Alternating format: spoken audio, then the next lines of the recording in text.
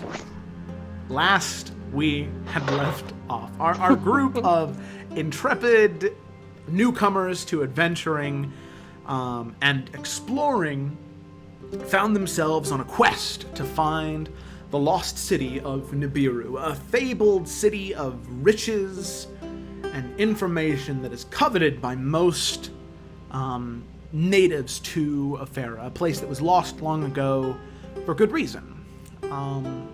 You all, however, have been intrigued and encouraged by different parties to locate this area. Your first clue led you to Baramichi's final resting place, near the Sunken City and just outside of a pirate cove known as Sunken City Bay.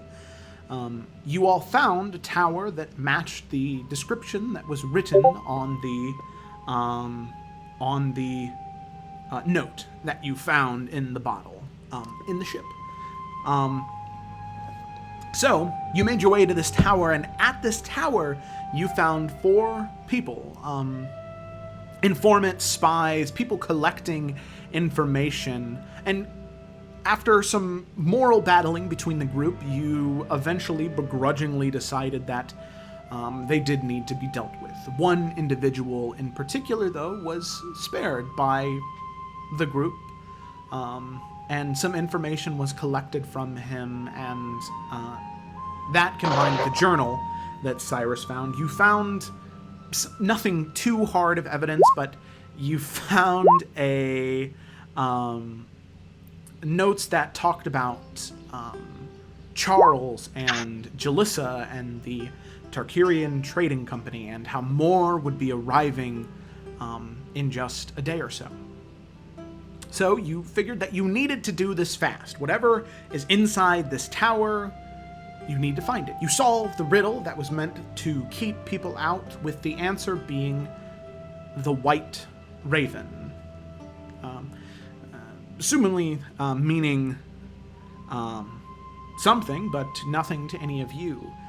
However, before you descend down into the tower, the young Preston Laygood, a boy, 16 or 17, was seen as a loose end by one more aggressive member of your party, and after a brief conflict, you eventually patched yourselves together and moved down into the Sunken City. The one-sided conflict. Inside the Sunken City, you find a war going on between 2 separate races of bipedal aquatic creatures, the Bullywugs and the Kuatoa, fighting it out for a reason unbeknownst to you, other than seemingly the evil nature of the Kuatoa. You're able to overcome them after some help from a Bullywug priestess by the name of Fro, and with some hidden items laying about, a pommel to Morganix's blade, and seeming some type of connection to this temple with Alex's people. Her blade is also enchanted. Eventually you get to the end of this large temple, and you see a crypt, a tomb being guarded by these Kuatoa, performing some ceremony, seemingly about to sacrifice the Bullywug chieftain. Luckily, all of you swoop in at a moment's notice, and in an act of a heroic fish fry, you dispatch of the Kuatoa and free the Bullywug chieftain. He thanks you all, he pats his belly and jiggles it, and thanks you and descends into the water. And the rest of you realize you have a tomb now to pillage, to carefully see what exists inside. So you open it, and you find several items. You find the iconic clothing of Baramichi, that gold, white, and black tunic and leathers. You find his saber, and you find a note. 2 of the 3 items seeming magical, but the note described how you found where Baramichi was laid to rest, but you must find where Barallo was born. None of you have ever heard that name. But before you have any time to talk about it, you hear a very familiar voice come from behind you. Very, very nice. I love that for once, you all are doing all of the work. What the heck? Is somebody calling me?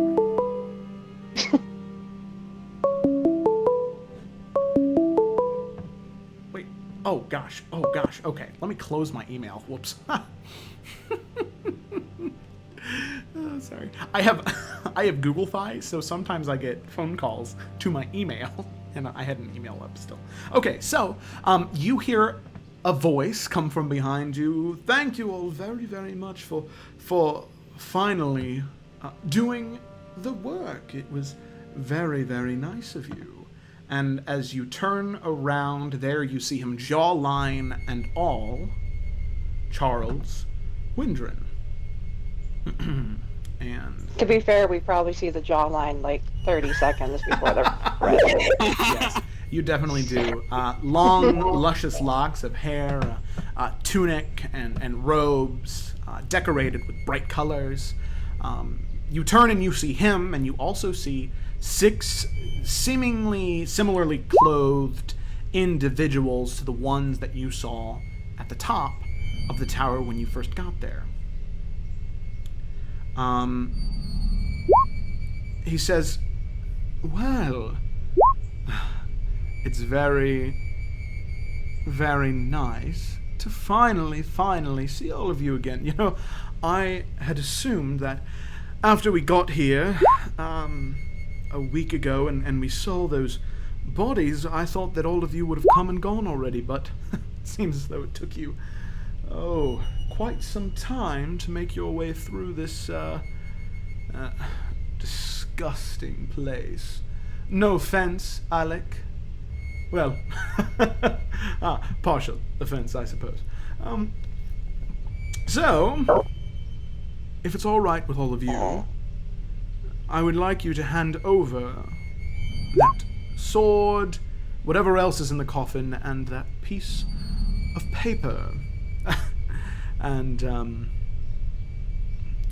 none of you look particularly good. Some of you a little more than others, but, you know, I wonder, are there any of you right now who could take...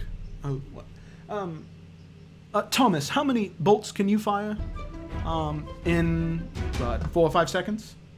I can fire about 2, Charles. Oh, 2, and there's 6 of you.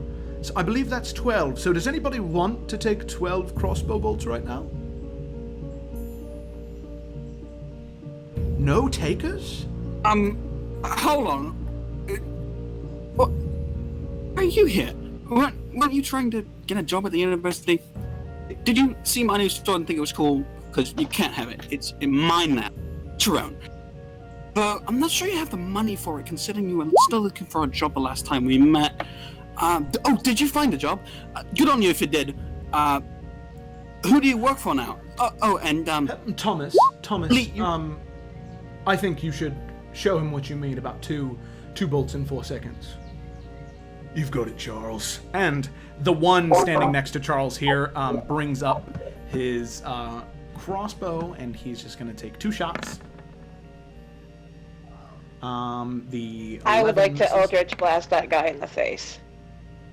Okay, so... behind the coffin thing. Okay, so before you're able to do that, one of the bolts does hit you. You take 6 points of damage. In response to that, Morgonix, you fire off the Eldritch Blast. Go ahead and fire that off. So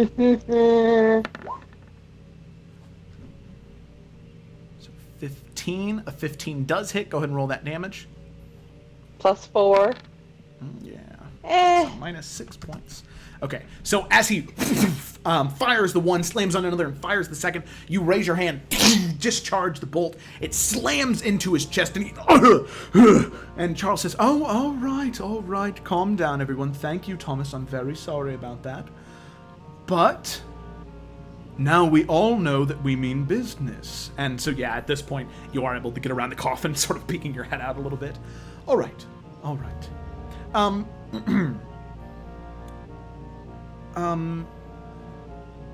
Andre, do you have something you'd like to show them? And the one standing right here, closest to you, Selah, sort of slings his crossbow around his shoulder and reaches into a bag, and he pulls out this square piece of stone that seems to be glowing and breaking out of, glowing out of different portions with this, very, very deep blue energy. All right, do you see that? Can everyone see that glowing blue square right there? Yes. Yes. Yes, very good, Cyrus. And everyone else see it? Alec is just I don't want nodding. to.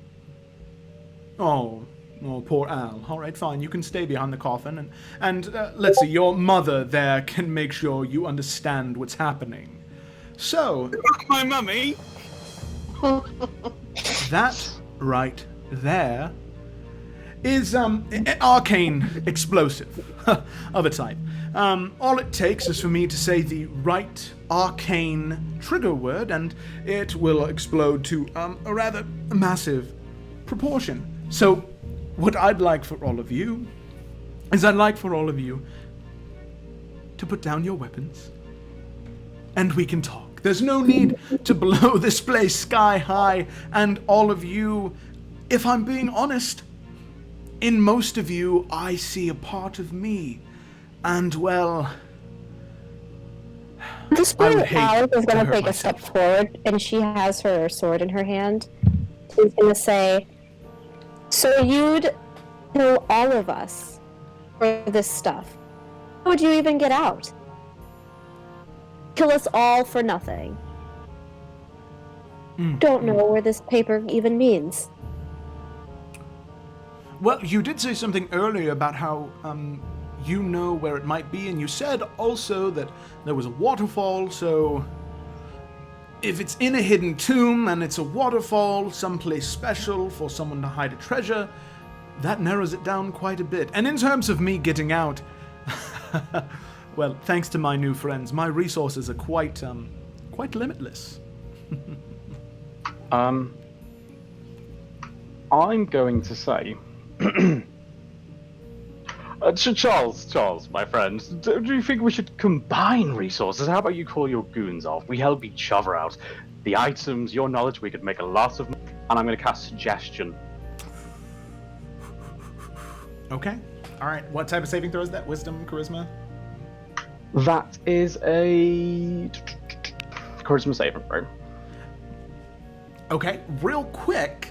Let me just make sure. Horrible creature in your third. Sorry, wisdom. Wisdom. My bad. Okay. I'd like you to make a sleight of hand check, because there is a material component that you Yes. have to. So there's a little bit of flash of arcane energy. So let's see if he sees you do it.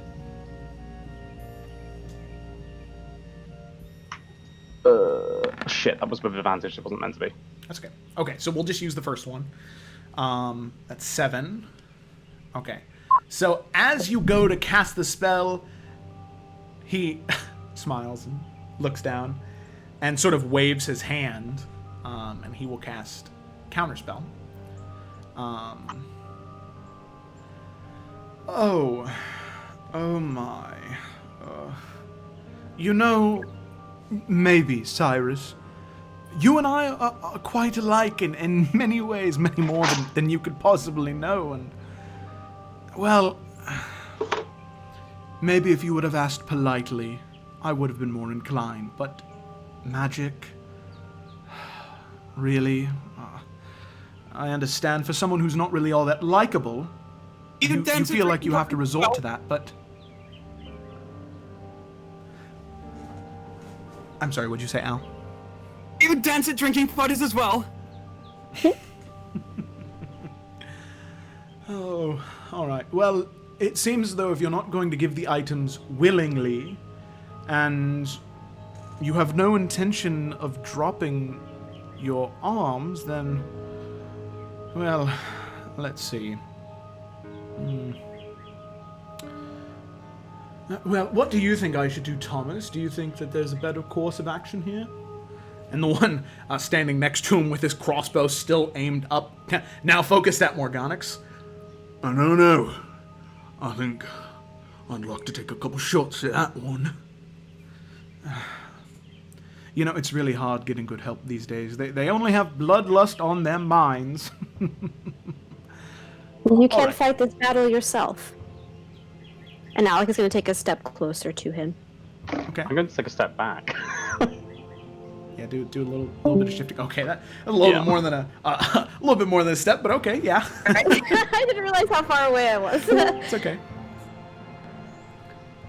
So, is this some type of native thing where you challenge me to a duel and you expect me to accept, and then whoever wins gets the, I don't know, the decomposing animal corpse? That's what your people care about, correct? Are you too much of a coward to accept? Oh my dear, if only you understood how little I care about one-on-one combat. Do you think I would have brought these 6 burly individuals down here with me if I thought I would fight any one of you? If anything, let's be fair about it. Your friend up there, pointing towards Morganix, if I wanted a fair fight, and he whispers a word under his breath, and he conjures this weapon in his hand, this bright blue glowing mace that seems to have like little snowflakes sort of drifting off of it. I challenge her. And the soldiers seem to be wearing like hide, like very crappy hide armor.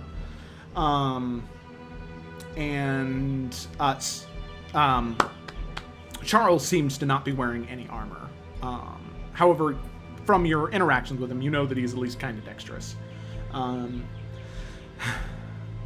So, listen, all of you have been in here, what, a week now? And you have this small tract of land covered? You really think that you would have any luck doing anything? Oh, what? Listen. We give you the stuff and you just let us go? I don't think that's how this is going to work. You're going to try to kill us no matter what happens, so why would we just hand it over? I agree. Logical. You know, Alec, I think that you should try and see it my way. I think that I've had a very rough time getting here, and to be frank, our interaction originally wasn't the most amicable. But Alec, I always liked you. And, well, Alec, I think that we could be friends, and look at Sailor there. I don't think she looks very friendly. Maybe, she might be a threat to you. And he is going to cast Suggestion. And I'd like you to make a Wisdom saving throw. Oof. I'm sorry, who's making the saving throw? Oh, okay, You. just kidding. I am? Uh-huh. I was very confused. He cast... Wisdom? Yeah, so he was talking to you. Yeah, but he said Sailor, so I wasn't sure. I'm sorry. Well, he said, look to Sayla next to you. Mhm. Yeah. I There it put goes. something in chat. I didn't want to interrupt, sorry. Okay. That's good. Okay. All right.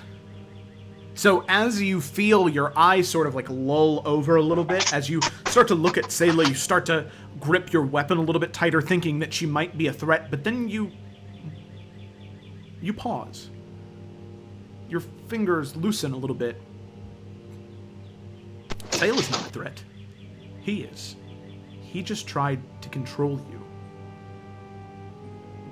Ah, well, I see that didn't work. Well, no, I think I know the answer then, right? Fire. I think that's the correct mode of action right now. And Can I just charge him? Can you just charge him? Yeah, so I would also like to get in on that. Okay, so in this massive moment of clash, there are going to be 3 rounds of arrows that come at you, Alec, and 3 that come at you, Sayla, just because you two are the ones who are right there. So let's see what these are. But you go ahead and, Morganix, you can go ahead and roll another attack. Do you just want to aim for that same guy or Charles? I'd like to aim for Charles. Okay, so... Like, right center on the jawline. Oh, yeah, that hits. Go ahead and roll damage. Big money, no whammies. 10? Yeah, even 10. Nice. Yeah, that's good. As this is happening, can I take a dash action? Yeah, go for it. Coward. Yeah, I'm hauling ass.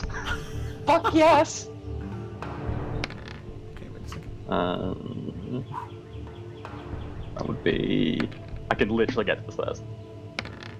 Okay, so Alec, as 6 bolts are fired at you, only 3 of them hit, taking 12 points of piercing damage.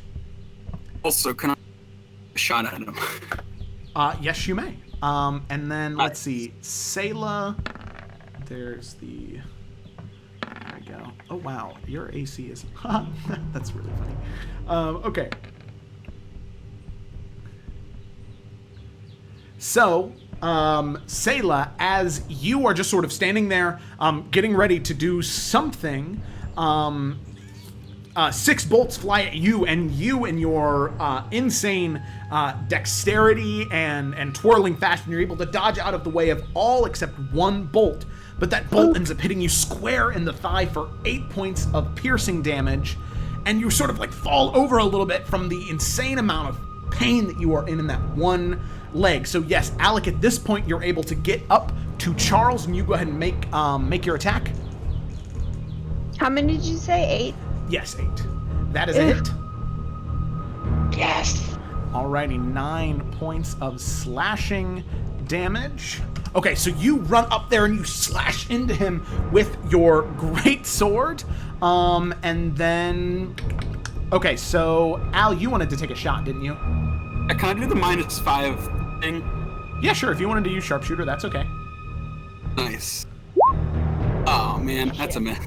Yeah, that's so you try and line up, but you're just a little nervous seeing the rapid 12 different arrows fly at the 2 up at the front, and the shot just fires wide.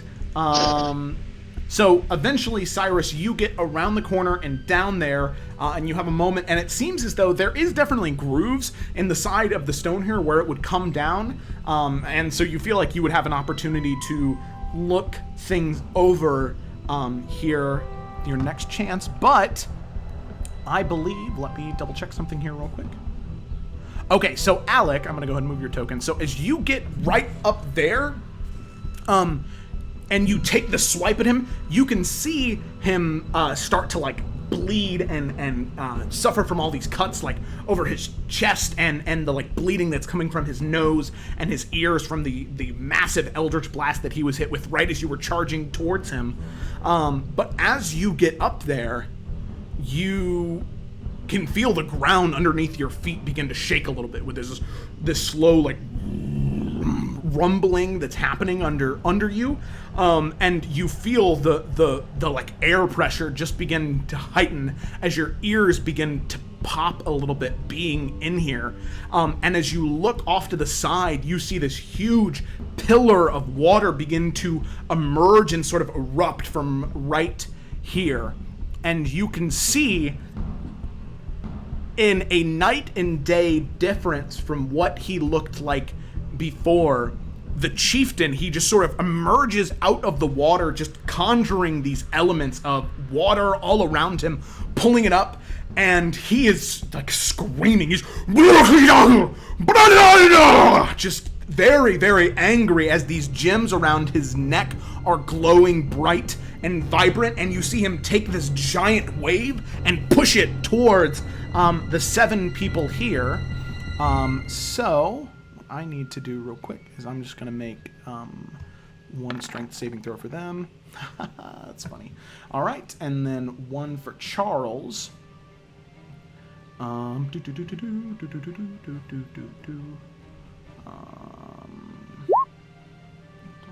Charles, and that is gonna be a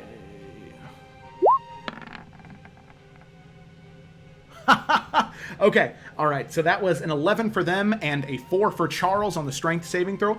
Alec, as you see that giant tidal wave being pushed towards you, you can see that it's like breaking around you, almost as like, even though in his rage, he's still conscious of where you are and make sure that it doesn't hit you, but you see all 7 of them. They just get swept up by this tidal wave and just pushed into the water. And then as he is like sailing down next to you, he reaches back and look towards the door. And Cyrus, as you're looking for something, trying to find a button or anything, Alec and Sayla and the other 4, except for Cyrus, you can see him just reach towards it and push down into the ground, and you can see the stone just like break down and just get jammed into the ground as he like dives down towards the other 6 and Charles, as they are now sinking underneath the water as he dives in right where they were at after them. So, Cyrus, the door falls down in front of you, and all of you just begin to... Well, what are all of you doing? Cyrus, the door is down in front of you. It seems like there's no immediate threat. Is everybody running? I'm like patting Al on the back as I run. Okay, I'd like everybody to make athletics checks as you are trying to run as fast as you can before anyone else can get here. Okay? Okay. I do acrobatics. Nope, it's athletics just to try and sprint as fast as you can. Yeah, you're not trying to do front flips as you're doing it. Ooh. Whoa, okay. So, Sayla, even though you were probably, you're definitely not the strongest, but you seem to be hauling ass the most right now as you are running faster than everybody, and there's a moment where you have to, where you could run to the exit before anyone else gets there and emerge before anyone else. Do you want to get out, or do you want to wait for everyone else? Damn it. She's almost dead. Self-preservation. No. Yeah, So- self-preservation. She'd fucking just leave. She'd haul ass. Okay, so as you are running up and out, eventually as you are getting towards the exit, right about there at the very end, you can hear this like whining noise coming from behind you. This, and Oh, no. do you turn around and look? She looks. Okay, you look and you can see right here. Let me get there. Right over here. Where am I looking? You can right behind you, up there, close to the exit. Oh, I see it. You can see Priestess Fro. She's sort of laying on the ground, and she's got like cuts and she's like bleeding in different places, and she's just kind of reaching up a hand towards you, just sort of like moaning in pain. What do you do? Oof.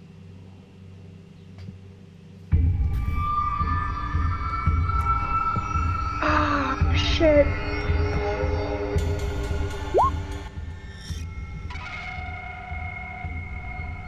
Right at the very top where you guys came out. So you're taking a moment, you're looking back at her as she just has like these globules of slimy tears just coming out of her eyes, different cuts and bruises on her body, just sort of reaching up sadly towards you. Oh, goodness. Sayla is kind of a heartless bitch, and she's not evolved that far yet. Okay. So She's gonna. Yeah. Okay, so you do take a moment as you look and you're panicking, and you begin to move away closer towards the exit. However, at this point, everybody else is able to get up there. And here, I can just move you for up there. Can I get to Fro? Yeah, so all of you see Sayla looking and then turn and run, and as you reach around the corner, you can see Priestess Fro. Can I get to her? Can I grab her? Yeah, you can run over, you can jump. She's very light, maybe only 20, 30 pounds. You're able to pick her up. Oh, yeah. And grab her, jump back across the side, and head towards the exit. Okay. As we're running, I would like to drop 3 hit points into her. Okay. Very good. So you do, and you can hear this sort of sigh of relief, this...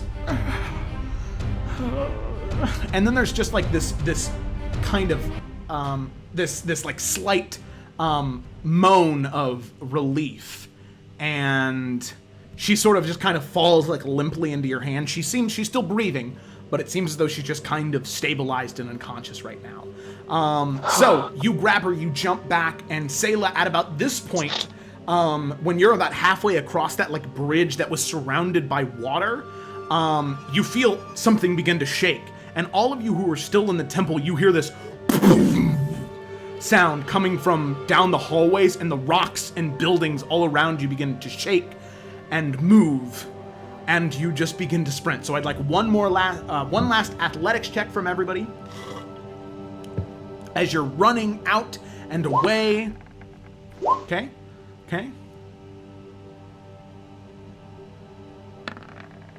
And okay.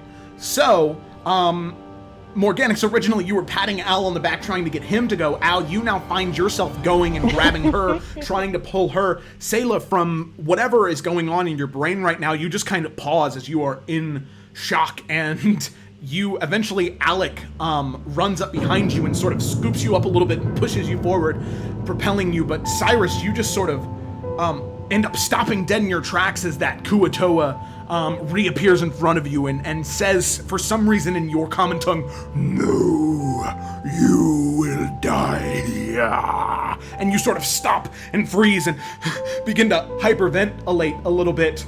Alec, with your roll, luckily you're able to, like, you push Sayla and you look back just to make sure everybody's with you, and you see Cyrus like petrified in fear as the bridge around you begins to shake. What do you want to do? We'll grab him and literally fireman carry him out.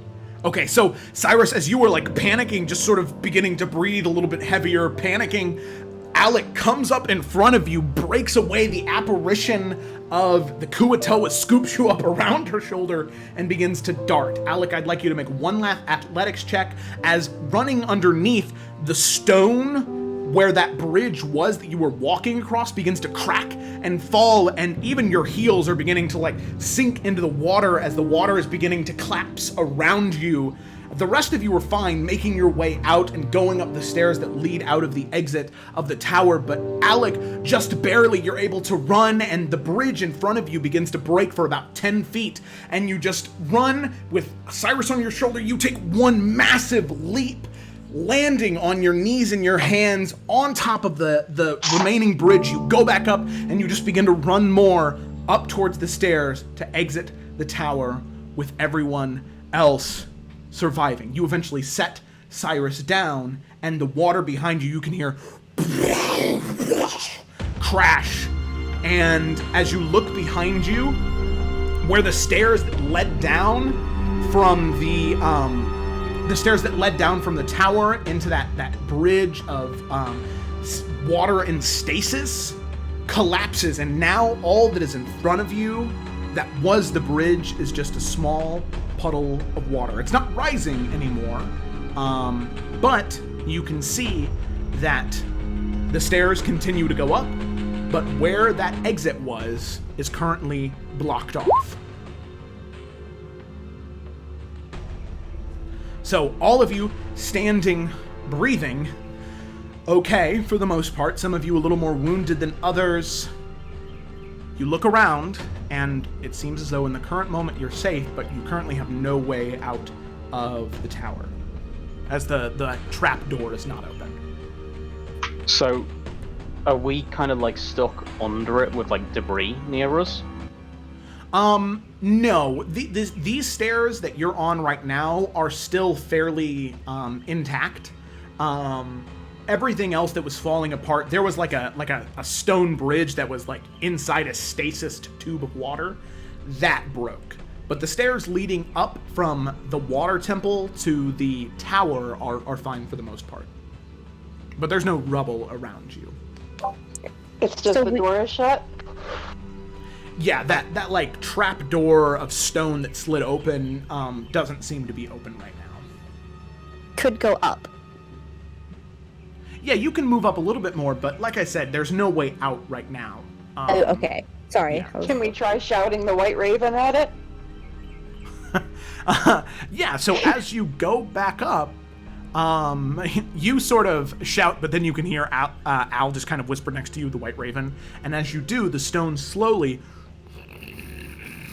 begins to crack open, and you can hear, well, it's not just nature, it is very, very, very odd, as you can hear like camp noises coming from out there.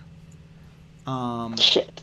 And you entered in mid-daylight. It was, close to noon maybe, and for all of you, you felt as though you were in there for maybe 2 or 3 hours, but as you exit, it is nighttime. And you can hear the chattering and murmuring of different groups of people, the creaking of wood, and I'd just like to know who's the first person who's sort of leading this movement out. I know Sayla was at the front, but I didn't know if somebody else was going first. I think Alec would be right behind her. Al's going first. Okay, Al going first. So Or why not? Al, as you move up the stairs,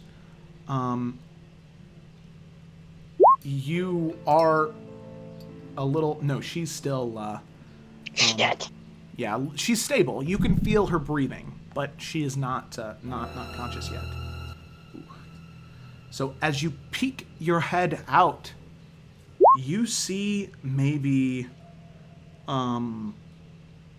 20, 30 tents out in front of you. As you're peeking up, there's like that small plateau that the tower was on, but then looking out on that collection of land, any of the trees that were there, a lot of them have been cut down, and this entire area in maybe a quarter-mile radius has been flattened, and there are what look to be like war tents set up,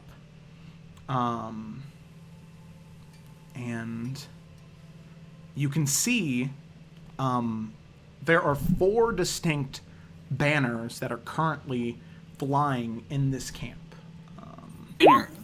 So they are a compass with a sun and moon on the left and right. And I'm going to share this with you guys just that way you have it. You don't have to worry about remembering, writing down exactly. So show the players. So you see a compass with the sun and moon on the left and right. That's blue and white. You see a Celtic knot on a backdrop of red. You see 2 crossed swords on dark red, and then you see a 7-point star on tan. And Al, I'd like you to make a perception check as you Got it. open out, just to see. Yeah. Thieving thing. Yeah. Okay. Oof. Why am I having such bad balls? So as you peek your head out, just the pure amount of shock that you get from having just a couple hours ago went in here to explore and coming back out, and it seems like much more time has passed than just a few hours, as you can not only see that there are the tents set up, but there's siege equipment. There are catapults, ballistas that have been assembled, and they are riddled with arrows and what look like small bullet holes, like what you would see whenever you would pierce armor with a bullet. It seems as though they've already been used in something. But really, that's all you can see. That's the big thing that you catch. Can I look towards the area where I stashed the bodies? Yeah, as you look over there, those trees are no longer there. Wonder what happened to the bodies. It's a good question.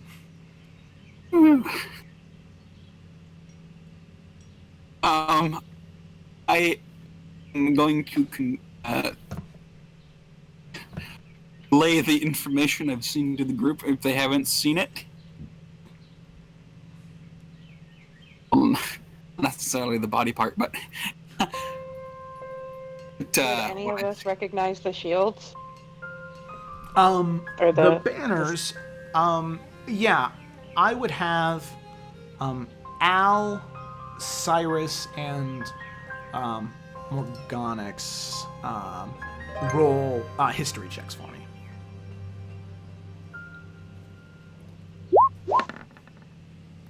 Oof. Not my day. What? That's crazy. So, Cyrus, you, the Morgonix and Al, you feel like if you had more time to really think about it, just so much is happening right now that you really can't think of anything. However, Cyrus, you do recognize one of them as from where you're from. They are a fairly well-known house. They belong to a fairly well-known house in Tarkir, House Durandon, which is the crossed swords with the cogs on the dark red, which has been updated on there for you. Okay. I do tell everyone that.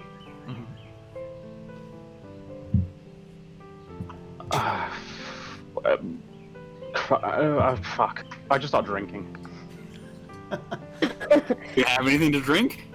Whatever's left of that bourbon. It is almost gone. After you take one swig, there's probably only about one swig left. So you can share or you can keep it for yourself. No, I'm finishing the rest of it. Okay. So you do. It's Al, you ask. He looks at you and the drinks.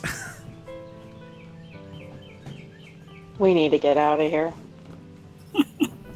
I agree. I don't understand what's happened here. I say we stick to the darkness and slink around as far away from them as we can. Joe, no one noticed us yet, right? No, the area that's right above the tower, there are no tents here anymore. Can we climb up the tower? No, I mean, for the most part, the tower is in ruin. There's no stairs going up or anything like that. It's just kind of the shell of the one side. So, I mean, you could climb up it like trying to scale it, but there's no stairs or anything like that. I tie a rope to a rock and toss the end of the rope up. Yeah, you could. I mean, if you did it from where you are right now, you would be really easy to be seen by anybody in the camp. Right now, you guys have the advantage where it's only like your noses and heads poking out of this hole in the wall, or hole in the floor. I was just gonna say, what should we do? Need answers from Jalissa. I don't Alex want is anything very from firm on her. that. I want to go get Duncan and Co. I mean, right now, should we do? Before she uses them against us. Are you that attached already? Yes, I am. We made a promise to Ko and Duncan. Onyx is right. We did find that paper that said where they were located, correct? Joe, that was a thing. Yeah, in the journal, it said they were both located in Salt Town. There was one specific building Yeah, detailed. Okay. If we don't get to them first, they'll be used against us. Well, if you want to keep me here, I need a reason to stay, and right now, going to save them is not a good reason. Because you'll die on your own. Will I, though? I did much better on my own before. You Well, guys then are the ones have that get at me it. into situations. I don't mean to spoil the part, but we don't know if they're dead. They could be on their way back up these stairs right now. We need to fucking leave. Is there a clear way to, like, stealth out of here? Yeah, so from where you're standing, there is the tower, and then there is that that bridge that connected those two plateaus. And it seems like if you made your way up from where you are right now, across that bridge, there seems to be a small patch of trees that are left that you could make your way to, and away from this larger, seeming like war camp. Hey, I'm a stealth that way. let's stealth. Ooh, Okay. So I do would have like- a question. Yeah. Where we came from, the actual city. Sunken City Bay. Is that it? Sunken City Oh, Bay, yeah, sorry. that's the one. Are these? Is the siege equipment facing the way we came from, towards the city, or is it facing a different direction? It is. So it is facing like the exact opposite away from the city, Okay. but you can tell that they recently made their way back from Sunken City Bay. You can see, because the siege equipment is so heavy, that there are tracks in the mud of where the ballistas and catapults are, that seem to have led to and then back from Sunken City Bay. Okay. I just wanted to check.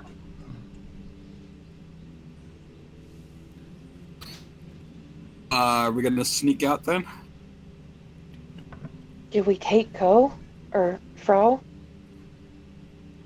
I don't know. Are we Just gonna be able leave her to? here. Are we What? gonna be able to? Are we gonna be able to sneak with a person? I can carry her, but I don't feel comfortable just leaving here. I don't want to leave her here, but I feel guilty taking her from her home. I mean, I've got some plain clothes we can wrap her up in. Good, bring it back. Yeah, when it's Taylor's just gonna start going. All She's right. done debating.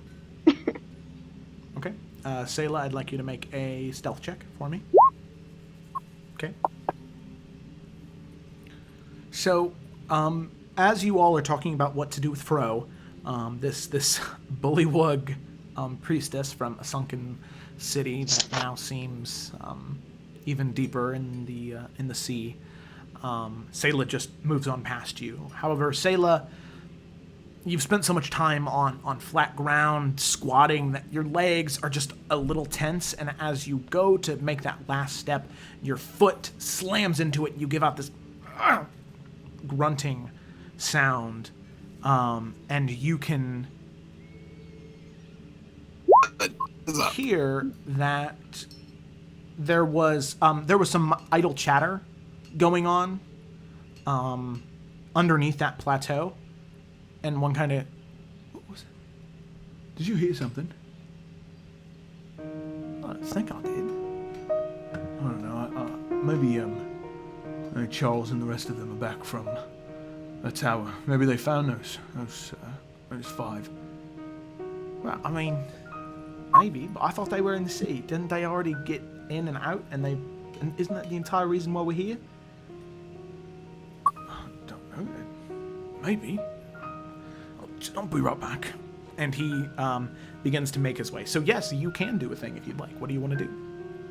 I want a minor illusion, a big-ass, disgusting, diseased-looking rat leaving the tower and running the other way. Okay. Make a deception check.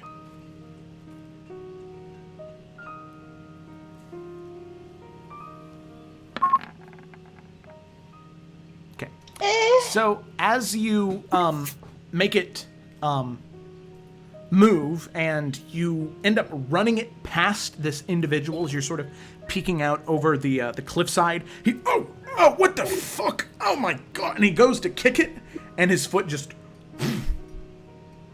What? Shit. Can I find a place to hide? God's name. Yeah, go ahead and make another stealth check. And at this point, I'd like stealth checks from everyone. Okay. I'm also gonna follow Sayla. Okay, so yeah, you make your way out to follow Sayla. Oh, come on, we're gonna. Come on, stealth. Ah! Oh my god! What the hell? Okay, okay, great. all right. So, Stealth mission over. Let's run. so as you, as you, oh my gosh, you make your way out, and Al, you try and make your way with Sayla, and you try and keep your arms close to your body, but with one over dramatic movement.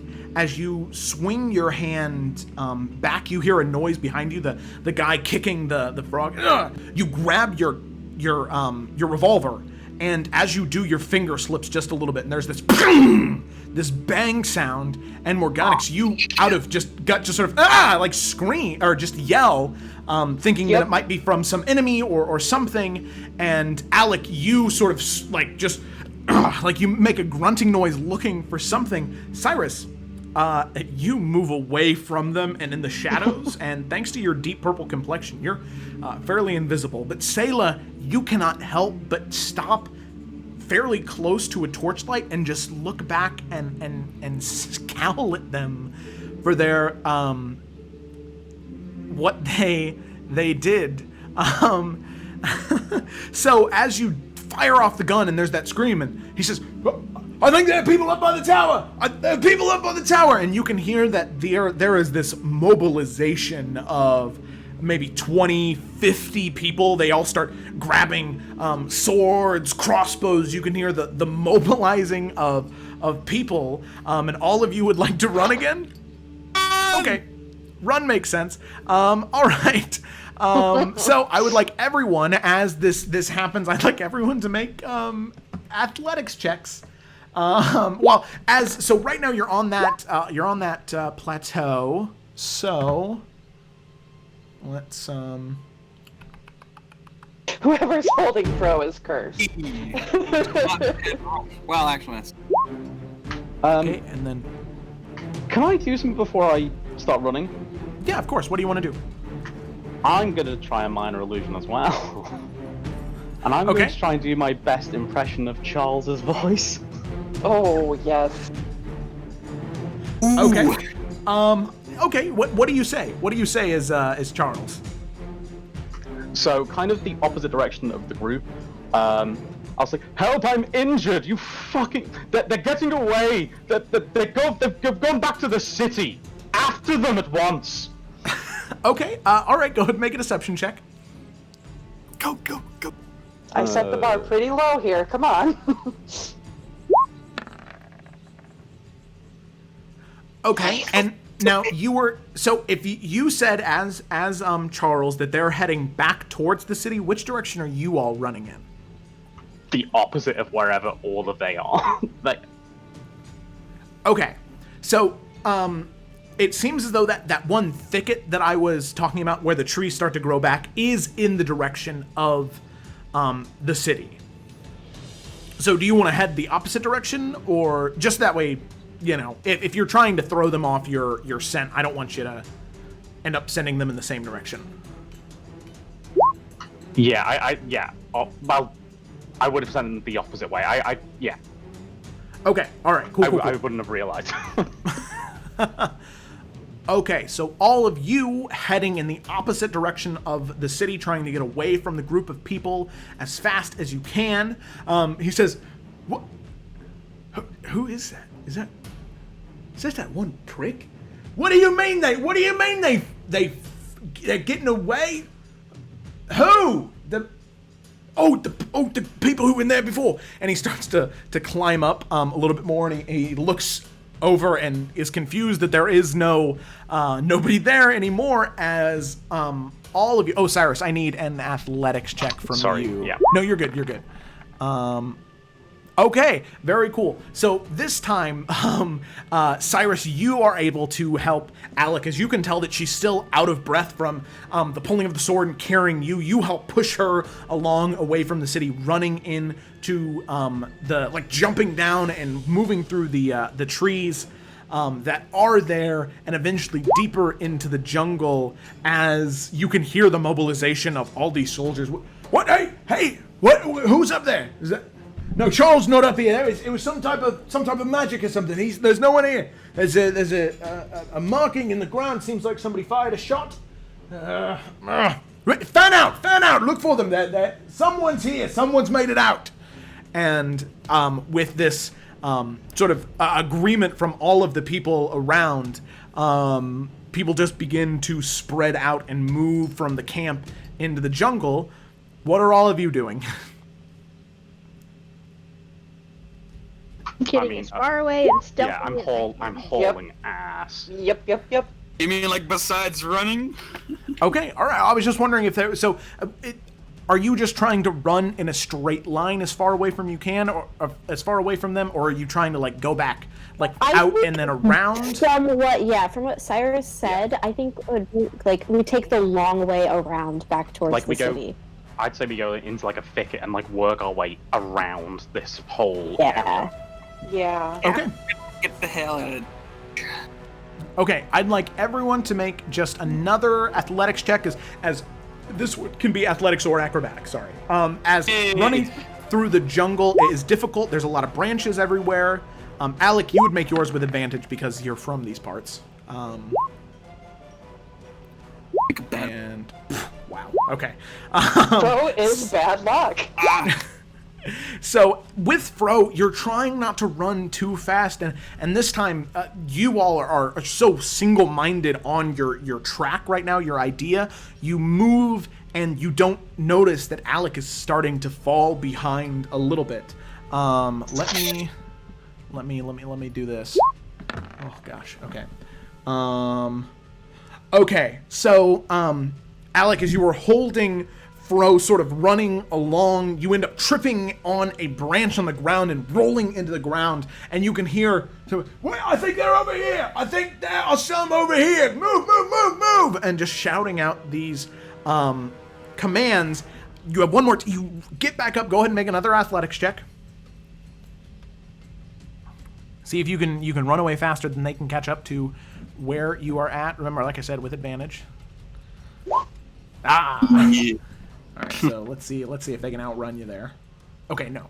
So you can hear them, you can see the torchlight behind you, and you have this flashback, this moment of thinking back just a few months ago, running away from fire, and you push it down and you channel that same emotion and you just kick it into overdrive. You begin running so fast, hopping from branch to branch to branch, pushing your weight off of trees, really gaining momentum until eventually you end up passing Al and Cyrus and Sayla and catching up with Morganix, who's actually at the head of this group right now. So you make your way, all of you make your way faster than these guards can catch up. I'd like you to make a stealth check to see if you can I'll say this. So you're fairly far away from them now. You can kind of hear them in the distance. You can kind of see the torchlight, but you are in the jungle. How do you want to proceed in terms of getting towards Sunken City Bay?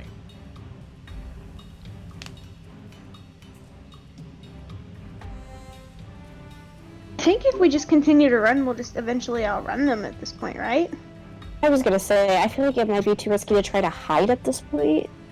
Yeah, a small group can hopefully run faster than an army.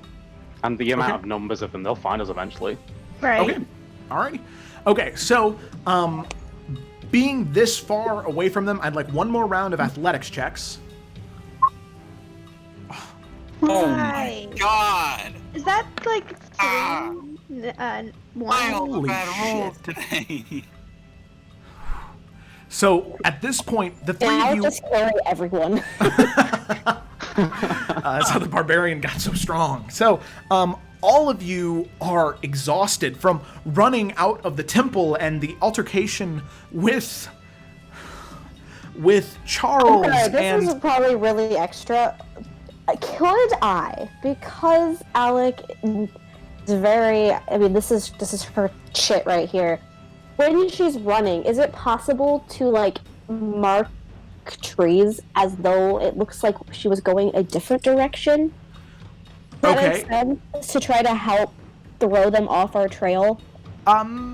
Yeah, go ahead and... I'm sorry if that's like too much. I don't know. No. Make a... I'm gonna say survival check. Okay. Okay. So, you running faster than all of them, you are now at the head of the pack, and you can see that they're trailing behind. Sayla especially, there's about 2 or 3 times in a row where she is just exhausted, where she's sort of tripping and falling over, landing in mud and dirt and water and having to pull herself back up, and she's hyperventilating, and you take this moment to pause, holding Fro, you take out your greatsword, and you just begin to kind of cut into trees in certain areas, to just try and mark different ways, like saying that maybe we so we don't go in a circle, we stopped here, making these different marks of natives that hopefully might throw them off. Okay, you sheath your greatsword, holding Priestess Fro. All of the rest of them eventually catch up, and I'd like you to make another round of athletics checks, because even with those marks, you can hear them still getting closer and closer and closer. See if you are able to outrun them in this last. Can I do a thing? Yeah, what do you want to do? As we're running, I'm gonna summon the Hexblade again and said, you said you wouldn't let me die. You got any ideas?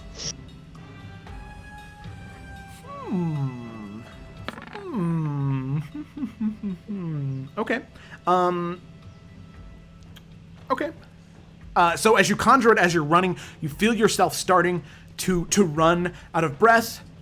She says, "It just depends, darling. How much does it matter?" We all need to get out of here. What do you want? What is the price? Let me think on it, and... Think fast! Oh, no. When I want it, I'll ask for it, but this should hopefully help. And as that laugh sort of retracts, you can feel this burst of stamina in not only you, but you can see Cyrus, Sayla, all of you pick up, and so Cyrus and Morganix, you two can re-roll your athletics check, and the rest of you have advantage on any athletics checks. Oh, wow. That's really funny. Hey, okay. So you sort of, even with this this burst of stamina, you still, from the implications of what she implied, you start to freak out a little bit, but Cyrus luckily grabs you and sort of pushes you forward, sparking you a little bit more, and you continue to move until eventually all of you feel as though you have outpaced and outran, and you can tell as Cyrus, as you push into Morganix, as you look behind you in that moment, you can see the torches incredibly close. Maybe 10, 15 feet away, but with that push and that burst of stamina, the 5 of you are able to run around Alec, sort of marking more trees as you go, until eventually the torches fade, the voices fade, and in the current moment, you feel like you can move a little more slowly through the jungle. Oh my god. Oh However, god. Okay. you realize that the canopy is so thick here, you can barely see the sky. It is almost pitch black darkness, and you really have no idea where you're at. So, knowing that, what would the 5 of you like to do? I mean, I might cry a little. Alec would like to Just do a little. head count to make sure everybody's here. Paul's gonna write some down. Sayla's gonna take a break. Sit down.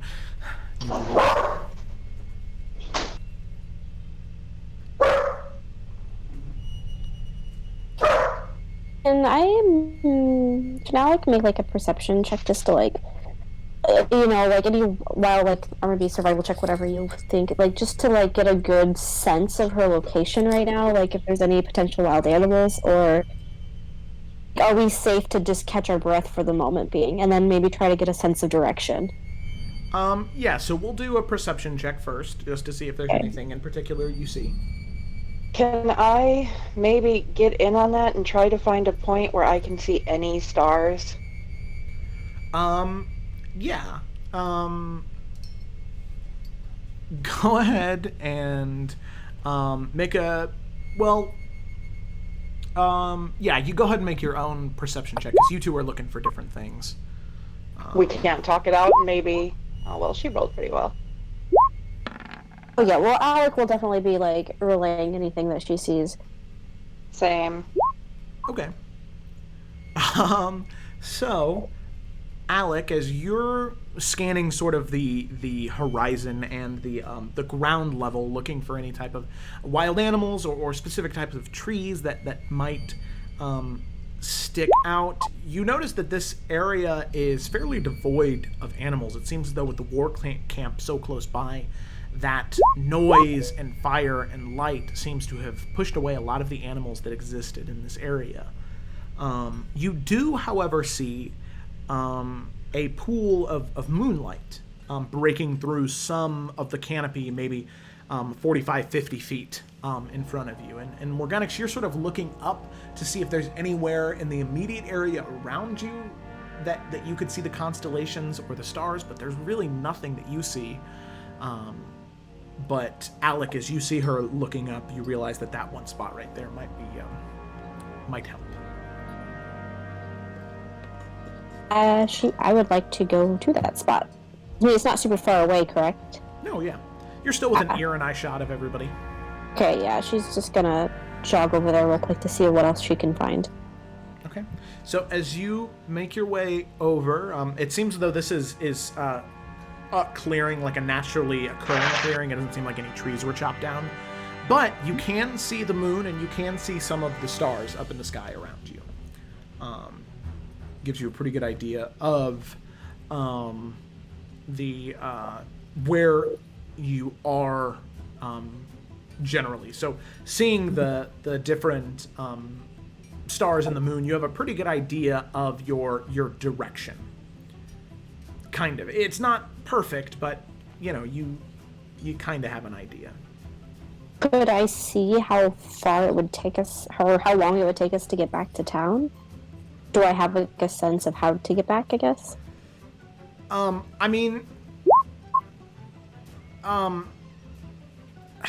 the hard part is you're not really elevated, and you don't really understand which direction you are running in. You know where north is right now, but you don't necessarily know which way the city is from where you are.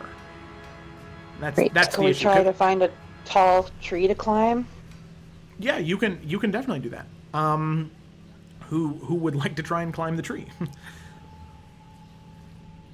Because all of these trees around you are really, really tall, like rainforest. Oh God. Jungle, like canopied trees. Climbing a tree all day, man. Yeah, let Sayla Alec probably do it. could, but she's like super like dead at this point. She's just sitting.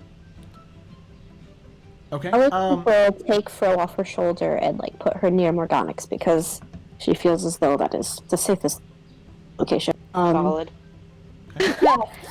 And she's gonna say to the group, "I'm gonna go up and try to find better vantage point so I can see where the city is. I'm not too sure how to get back from here. I can't see much.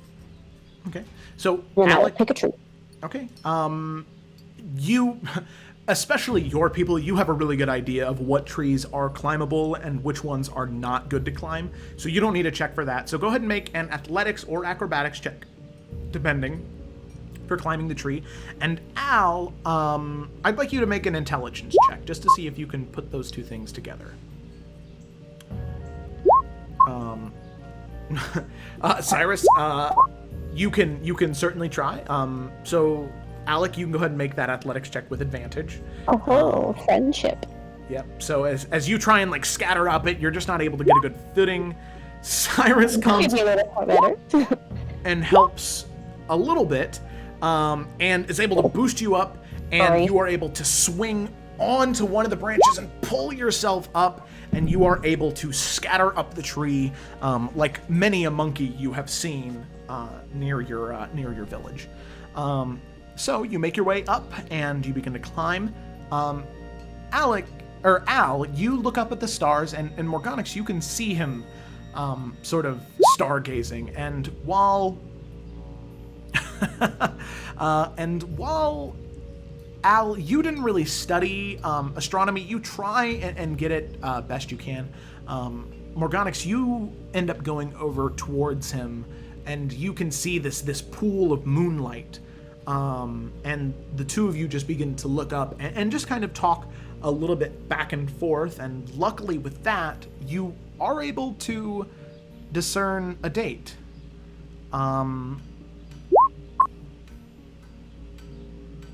Yeah, jack of all trades, exactly. It seems as though Morganix is a little bit more well-versed in this area than you are. And with her help, luckily, you are able to... You know that when you arrived in Sunken City Bay and when you were going into the tower, it was the 7th of Summercourt, which is practically June. However, if your calculations and your guesses are right, it's currently the 14th of Summercourt. You double and triple check your positionings and the constellations, but you swear that it's been a week since you went in to that tower. So, going from there, Alec, you are able to climb up the tree, and as you get to the top, the sight is beautiful. The bright waxing moon up there, and all of the bright stars and constellations. You can see brightly colored birds flying across the canopies of the trees, and as you're scanning, you can see a coastline. And then you see smoke emerging from what you assume is Sunken City Bay. Maybe half to 3/4 of the city is just pillars of smoke. And you can see that there are maybe 3 or 4 larger galleons in the bay that were definitely not there when you got there. And the one thing that you see is a symbol which you only slightly recognize from many shipping crates that you would open for when you worked in the construction around New Verdalka, but many of these ships belong to the Tarkirian Trading Company.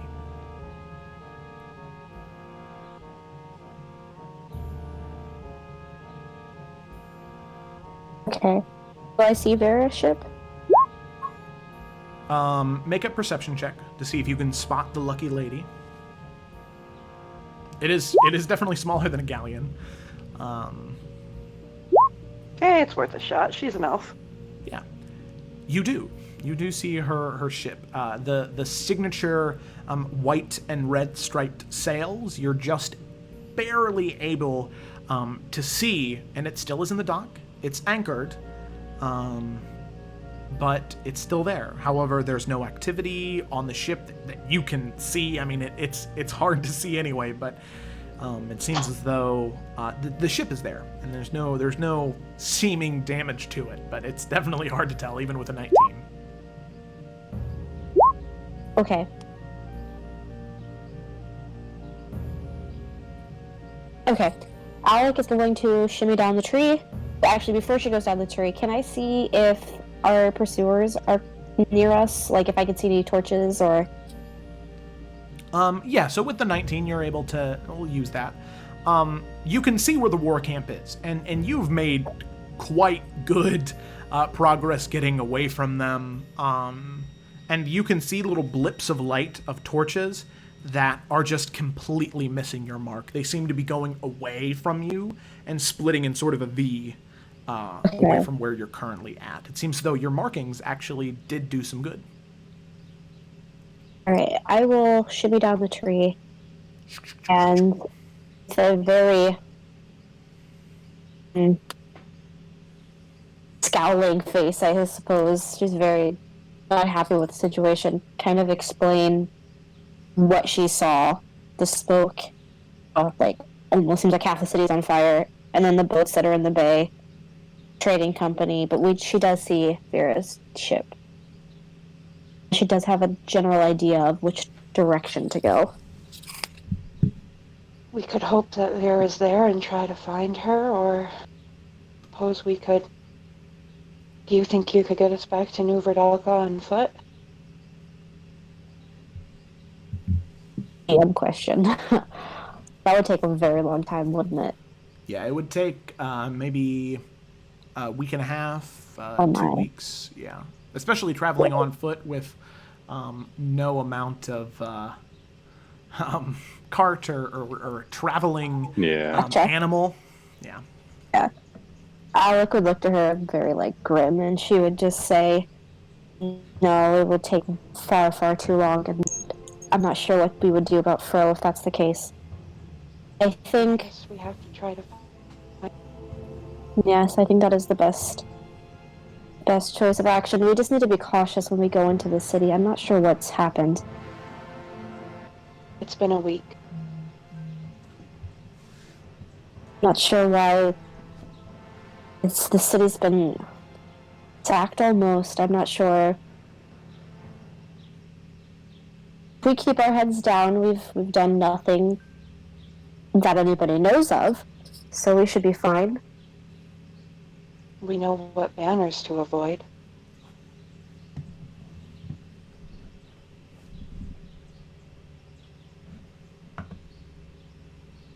Right then, everybody up, because we've got a bit of trekking to go. Let's get a move around it. Let's move quickly and quietly. Alec will pick Fro up over her shoulder again. And I guess head the direction that she thinks is best. Okay. So, alrighty. It's easy enough to make your way back. You were able to get a really good vantage point, and you're able to use the different specific types of trees that you were able to see from the canopy to guide yourself. But then Al says up, I believe. No. Sorry, that was out of character. Okay. Sorry, I didn't know if you wanted to say something as Al. No, I would do this. I would do that.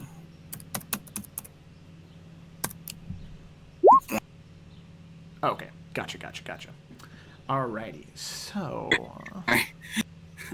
Sorry. no, I just wanted to make sure I wasn't ignoring anybody. Okay. Odd.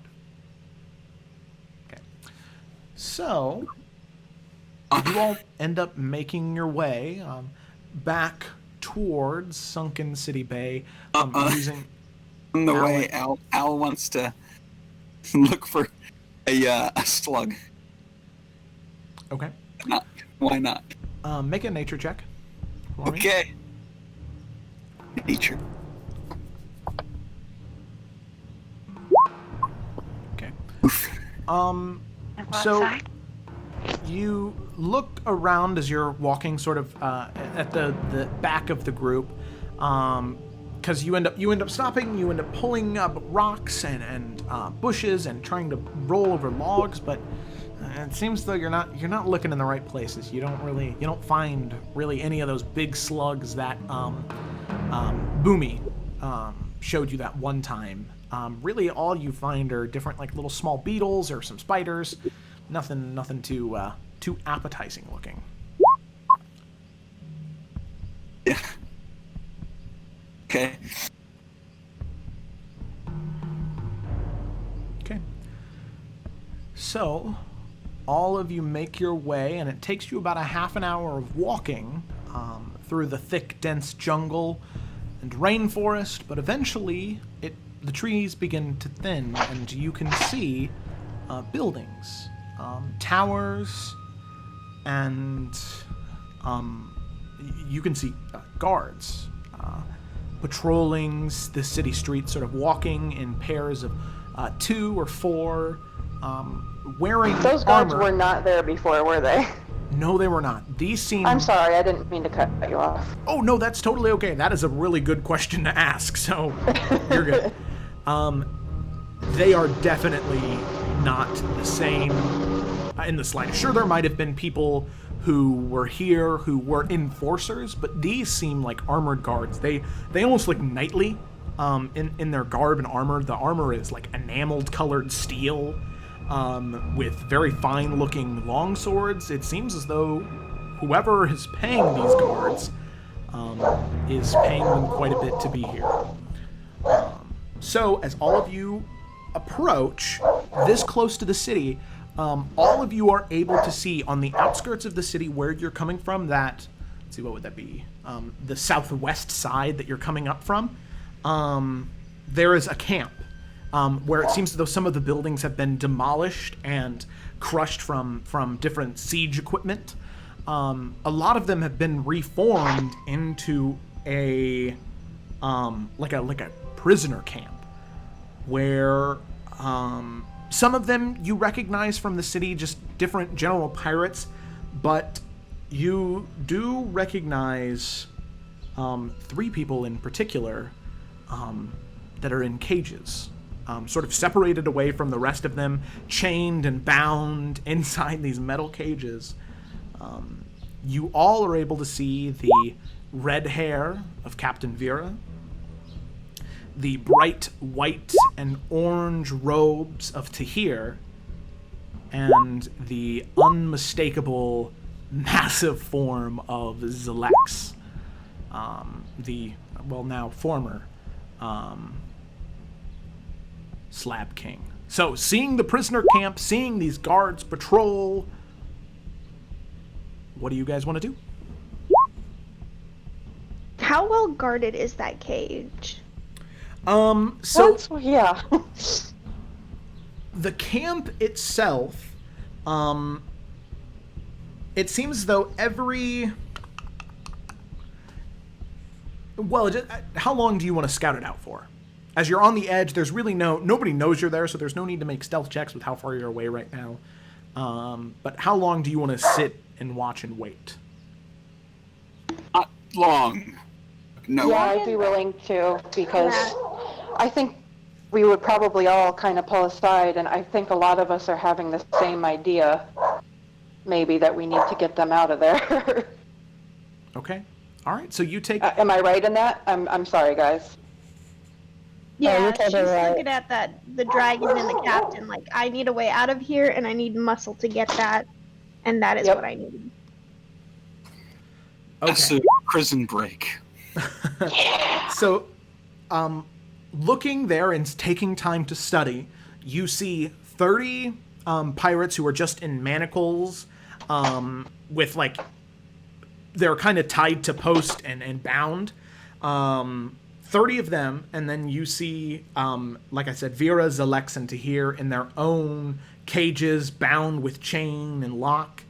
And guarding the camp, there seems to be 3 guards, but every 10 minutes there is a patrol of 10 guards who walk around the front end of the camp and then back into the city, and it takes them about 10 minutes to get back around towards the camp. So 3 guards permanent and 10 guards every 10 minutes. And you watch for about an hour, and they are on a dime every 10 minutes. If we watched for an hour, did we get a short rest? Yeah, if you want to burn some hit die, you could definitely do that. I don't have any hit die left, but I get my spells back. Hey, there you go. Okay. Would be a second win there. So Al, go ahead and make a perception check. Okay. See if you can see that key ring. On dice. Man, I love that track stopped. Oh. Okay. Every So- time. As you look, you can't really see anything. You're able to see. There seems to be the 3 guards are currently talking. There's a dwarf man, a high elf, and a half orc who are just kind of sitting around a table, just talking. They seem to be almost playing cards, but you don't really see any keys anywhere. Okay. I have an idea, maybe. And I'd like to sort of kind of invite everybody to kind of huddle up, kind of. Yeah, we huddle up football style. American football style. Sayla does so, but she's still irritated. If we rest in the morning, I could cast invisibility on Sayla, Ooh. and she could get in there if she is willing, and I look to her. We need a way out of here, and the best bet is going to be a ship and muscle to get through everybody, so I don't They exactly look like have a pretty choice. good muscle. Where do we rest? I mean, do you guys want to fight this, or do we rest? We've done nothing wrong to anybody here, and nobody here knows who we are, so we should be able to get our room back, I would assume. That's kind of a similar. I don't know if I want to chance the town.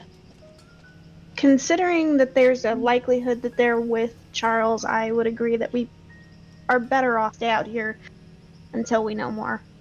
If they have wanted posters.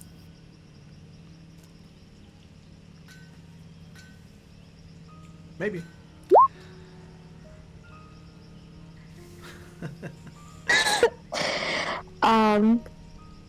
I don't know the best course of action here. I'm very confused. I'm not sure why your people have turned on each other in the matter of a week.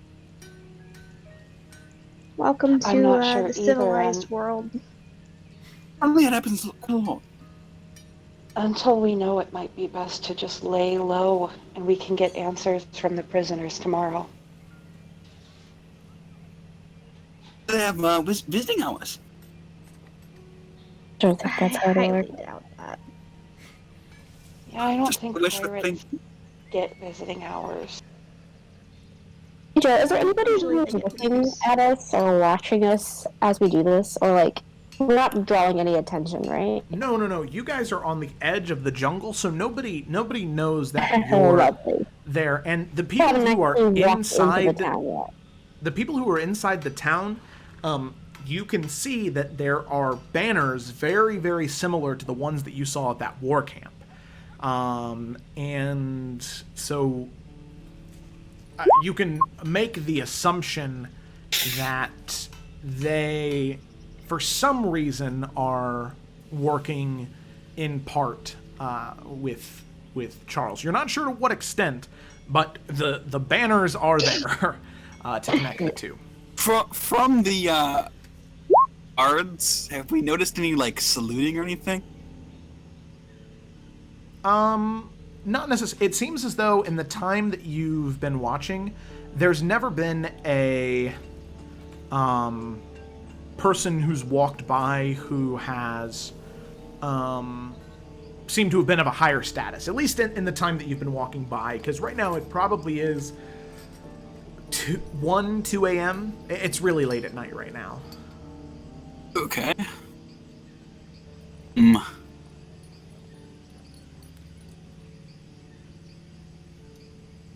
I say we just rest here for now. We're out of the way enough; they're not going to notice. That's the worst idea. Is there like if they're that big, like, could each of us feasibly sleep in a tree? Alec, can we find like a little grove? I mean, I think Alec can make like a makeshift lean-to. Yeah, it just depends which idea you want to go with. The tree, for some of you, would be more dangerous, but the lean-to also has a better chance of being seen, so it's up to you guys. Both are possible. Sayla's just gonna go sleep on the ground somewhere under a bush. Okay. All right, so you want to sleep on the jungle floor? I was just asking. Just wanted to be specific. I suppose I think she's got a sleeping bag in her packing. I think so too. Could we not maybe try to find a better spot? I mean, could Alec look around to see if there is like a preferred hiding, resting spot where they're not going to get mauled by something in the night? That's what I'm Spotted some natural cover. Yeah, I mean, in the jungle, what your people would normally do when they would have to camp at night is they would sleep in the trees. But that is for people who are used to it. Sayla might be able to manage that. Al is going to try to like tie harness kind of. Yeah, that's what I'm thinking. Lowest We tie branches. ourselves in. Okay. Do I have? I'm pretty sure I have rope. I have rope. I think all. I have rope. Some hemp and rope, yeah. I was going to say, I think it's like the first time you actually have a use for hemp and rope. Yeah. So are they all like, I actually do not have rope because I have the scholar's pack, but could I use like my belt or something? Yeah, for sure. You could tie it around your legs, around the branch that you're. I will Katniss Everdeen this shit. All right. Well, I guess since we're picking a tree, Alec is used to trees, so she will climb up a pretty high ways and find a comfy spot.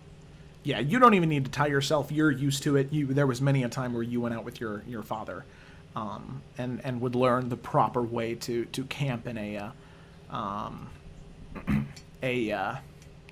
tree. Okay, so that is so Alec and Morganix and Alec are good.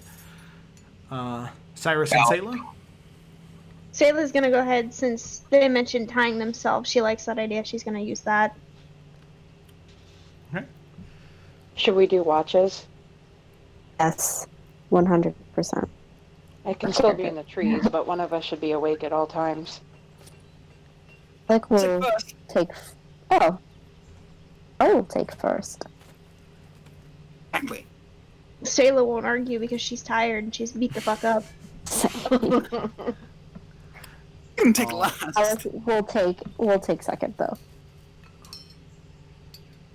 Okay. So, Al, you take the first watch. Alec, you take the second one. Are you guys just doing it by yourselves? Yeah. Yeah. If we're doing a third watch, Okay, Morganix so can take it. I'm sorry, I didn't mean to talk over you. that's fine. I think a long rest is remind me how long a long rest is. 7 to 8 hours. Yeah. And then I'm pretty sure we can like have a bit of low activity being awake of like in like 2 hours of that, right? Sure. We Yeah. just Yeah. saved- That. So like how many people would we need to have to watch? Yeah, how many do we need to watch for everybody to get a... 4 people would need to watch for 2 hours. 5 if you want to do 1.5. I don't know. Alec is an elf, so she only needs to meditate. She can for 4 trans. hours. Yeah. Nice. So that just means 3. I'll take second watch. I can take the So, third or whatever. Okay, so we have Al, Alec, and then Cyrus to finish it off. So I didn't say nothing because she needs her sleep because she's gonna be doing thieves shit tomorrow. gotta get in Organics the would right. have offered. My Discord was going crazy and I couldn't hear anybody. I don't know if you guys heard me. Oh no, yeah, I don't think anybody heard. But so you and Cyrus can duke it out. For I who mean, wants to be the one if to you watch. want to, it's fine. I mean, as long as everybody's getting a long rest, I don't care. Yeah, I was like, I I'd can like roll my you spell one. slots and sorcery points. Yeah. So that was my question, but my Discord cut out. Is it possible for us to split shifts so that everybody gets a long rest? Nobody's getting left out. Yep. So Yeah. because Okay, cool. Alec is an elf, yep, she only needs the 4 hours. So that means if 3 people take a watch, you're all good. Cool. Alrighty. So What's up? as all of you tie yourselves to the trees, as or in some cases not. should we like, roll to tie a knot? No. With Alec's direction, given the fact that she is a native, she's able to give you the right direction for what they would give to children to make sure they stay safe in the trees. So I'm pretty sure Al would have like put a couple knots in his studies. So, Alec, Al, and Cyrus, I would like the 3 of you to make a perception check for your watches. Okie doke. Oof.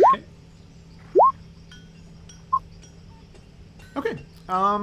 Yeah. So, Al, you taking the first watch, you just sort of jot things down in your notebook as you're working through everything, and you pay attention to the camp every once in a while, but really you're more focused on the jungle, the things that are more interesting to you. And eventually you can see Alec finishes her meditation and nothing really happens, at least as far as you can see. So you head to sleep. And then Alec, same thing. You focus more on the jungle, on nature. That's home. So you don't even really pay attention to anything that happens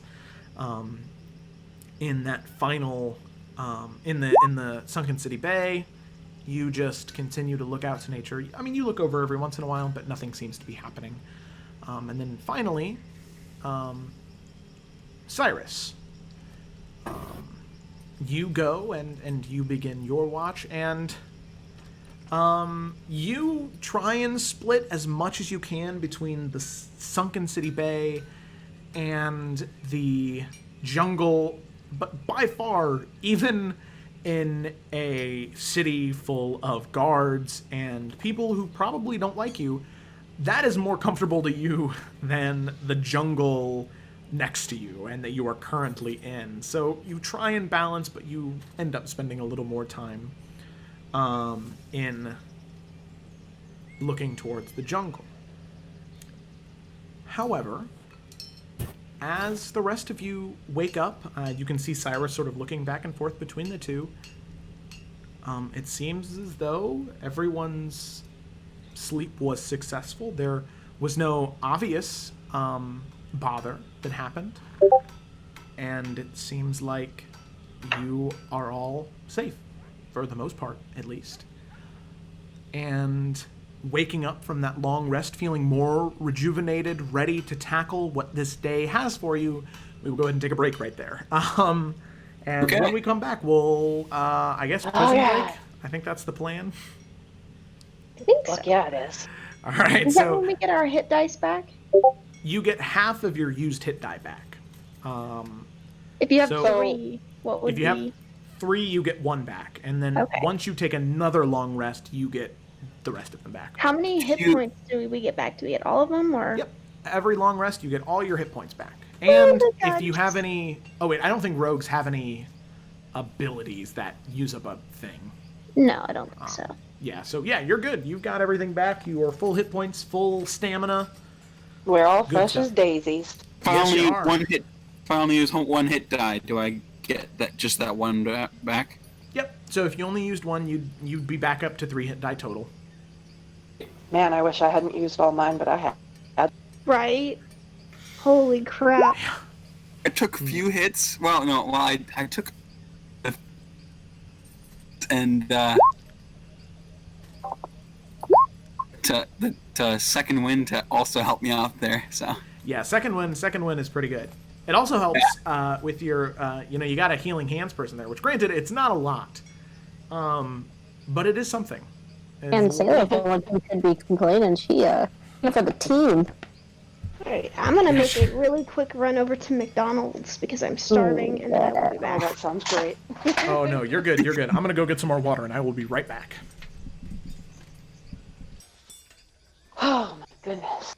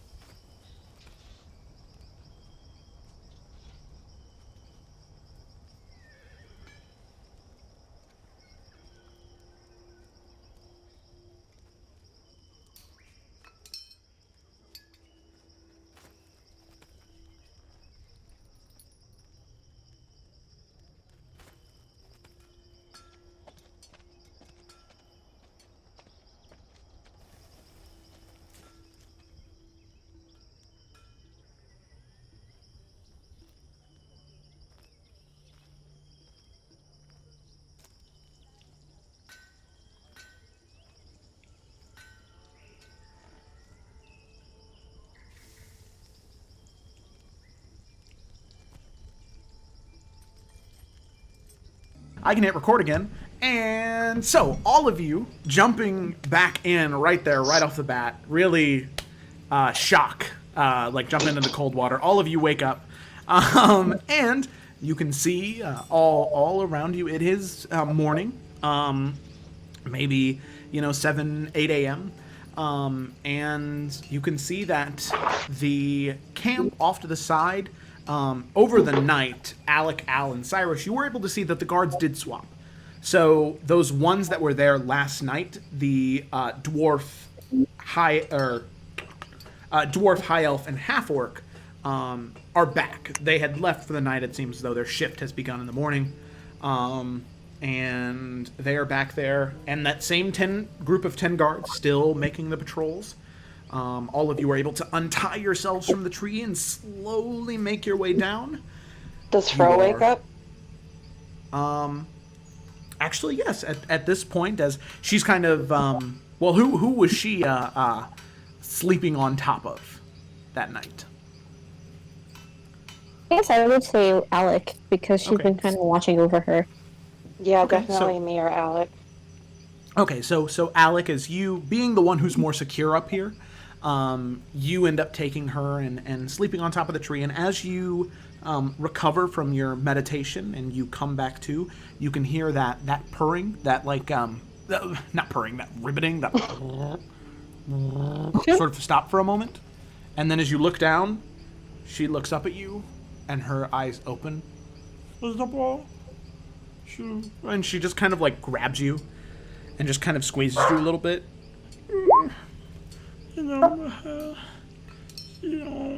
Alec will pat her on the head. And she just sort of falls in a little bit closer. And there's just like those slimy tears just begin to fall out a little more. Well, it is okay. It'll be okay. Alec doesn't know how to affection, so she kind of like looks around to see if everyone else is awake and if she can spot them. Okay, so yeah, you see that everybody at this point is sort of getting up and getting down off the trees. And Fro is just kind of like wrapped around you, and she's just not letting go. And she just slowly is like murmuring things. Like let even Yoda though on Luke's back. You don't even know if she's even speaking her language right now. They just sound like tired, hurt whimpers, like a dog who has been abused. They're just sad. Oh my god, okay. Well, Alec is like going to, I guess, like, I don't know how small she is, just like cradle her and just try her best to comfort as much as possible and like scamper down the tree. Yeah, she's maybe about the size of a toddler, maybe 2.5, 3 feet tall. Well, not a toddler. That'd be a big toddler. I know what you're saying. Yeah. She's about as tall as Mackenzie, since, Thanks. but she only weighs 30, 40 pounds. Yeah, she's about the size of an 8-year-old. There you go. That's the key. So as you get down, you can see Selah wide awake, impatiently sort of pacing back and forth. Al jotting things down in his journal, and the rest of you can see Alec climb down the tree with one hand in this wonderful display of athleticism, but holding Fro, who you can see now is awake. Her eyes are open, and she sort of looks to each one of you, and she just kind of like gives like a nod to each one of you, like a very sad and small, just little shake of her head towards you, and still holding on to Alec. Right, so what's the plan again? Because now have Fro as well, and I would rather not put her in danger if possible. No, I don't want to do that either. Maybe she could stay here or in a tree and we could come back for her? Probably the safest option. What is the plan? Are we just going to cast invisibility on Selah? Is that what I heard correctly? What I'm thinking is I turn Selah invisible and she goes and frees them. And then if she could signal somehow, the prisoners and we could maybe attack at the same time and put them in the cages. Are you not afraid that it will attract more? I mean, if we're freeing them, it's going to attract more either way. Would it be better to run? Get to the ship instead? Well, just yes, wanna but we try might to- need to. I'm sorry.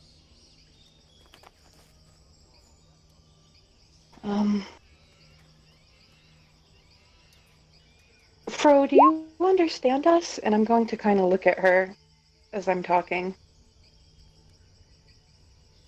She'll sort of look up at you, and she thinks for a moment, and you can see her sort of scrape at like a little gem that she has, and there's this sharper nail that she has that sort of scrapes off some of the material, and she kind of like puts a little bit in each ear, and there's this green light that goes off in each one of her ears, and she sort of like gestures up to her ear with like a cup, like I couldn't hear you, say it again, something like that. We had to take you. It wasn't safe there. What? We don't know what to do now. Do you want to come with us? Do you want to go back? Shadow,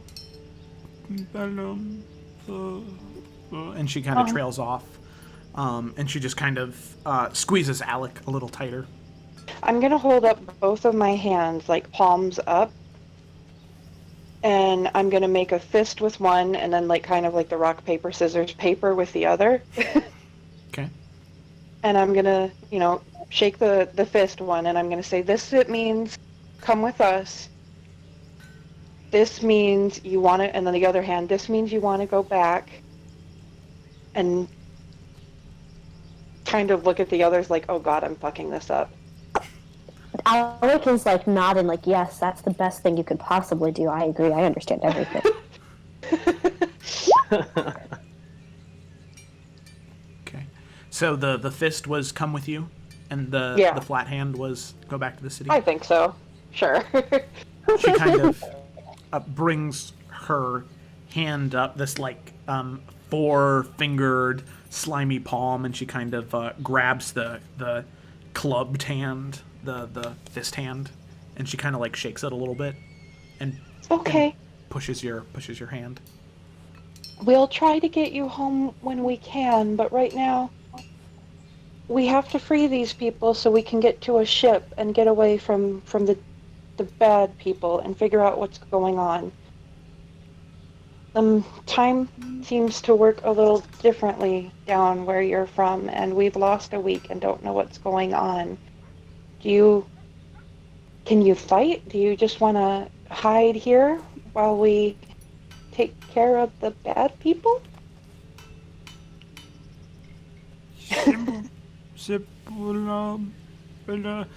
And she kind of like, after saying that, she clasps her hands together and sort of like leans down and like she's praying, and then comes back up. Well, that can, I look at the others.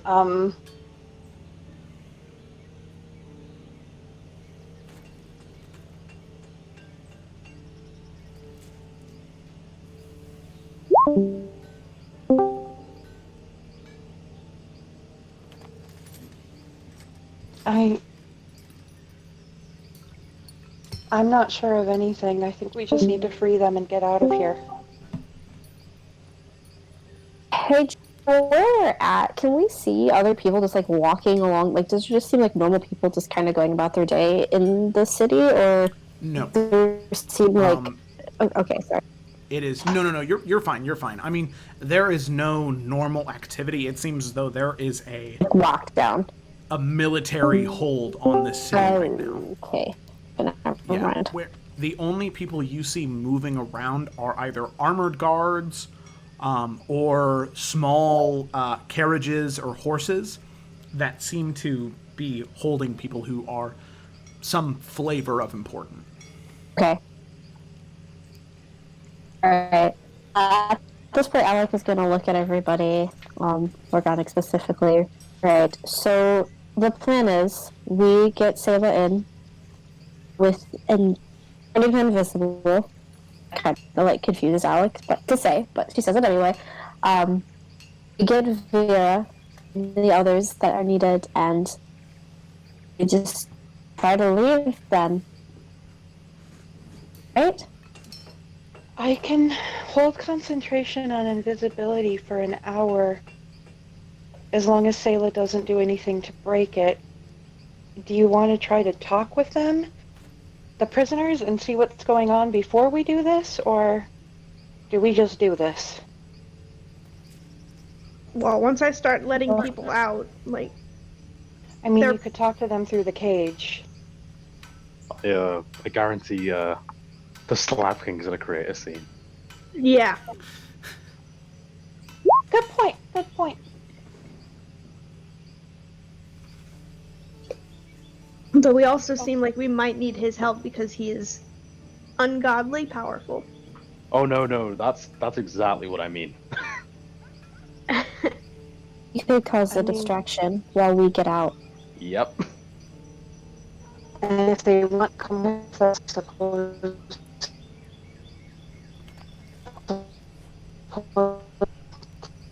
You're cutting in and out really bad. Oh, I'm sorry. Hold on. Let me do a thing.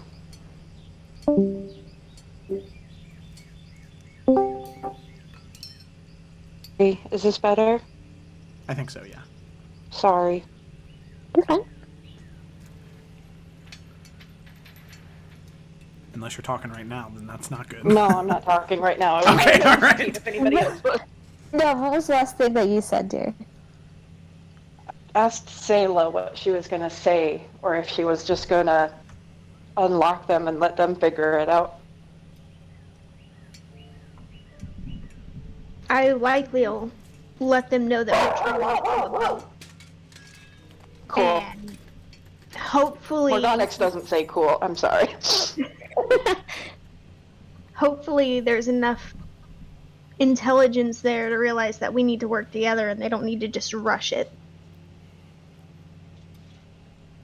I guess if they do, that's on them, but we keep with Vera and her crew and eyes on the prize.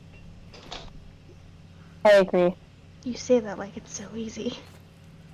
Oh, none of this is easy. I'm 2 steps away from a panic attack, but I'm doing the best I can. We're doing well. And then Alec will pat you very roughly on the shoulder. See? You're doing quite well. I guess we will find a spot to keep an eye on you. Happens? Is there like a location like where we can like hide that's a little bit closer? I mean, moving in any further than where you're at would require some stealth checks. There's enough jungle between where you're at and the city that you don't really need one. If you were to move any closer, it'd require some stealth checks. But where we're at, we can see the cages pretty well. Oh, for sure. Yeah. Okay, You cool. are able to see, just now that it's been pointed out and you've really noticed it, you can see the Vera, Zalex, and Tahir. Okay, cool. So we'll know when it's time to run ourselves. Yes, you would be able to see. You'd be a little bit behind, but nothing too much that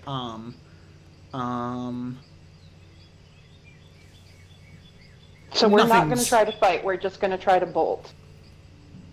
Is that what? That was the smartest option because we don't know how many people here. We don't know how many people we are going to be upsetting by releasing prisoners. It could be dangerous if we try to stand and fight the entire town. They have a literal fucking army and siege weapons. I'm not fighting these people. Cool. Yeah, good plan.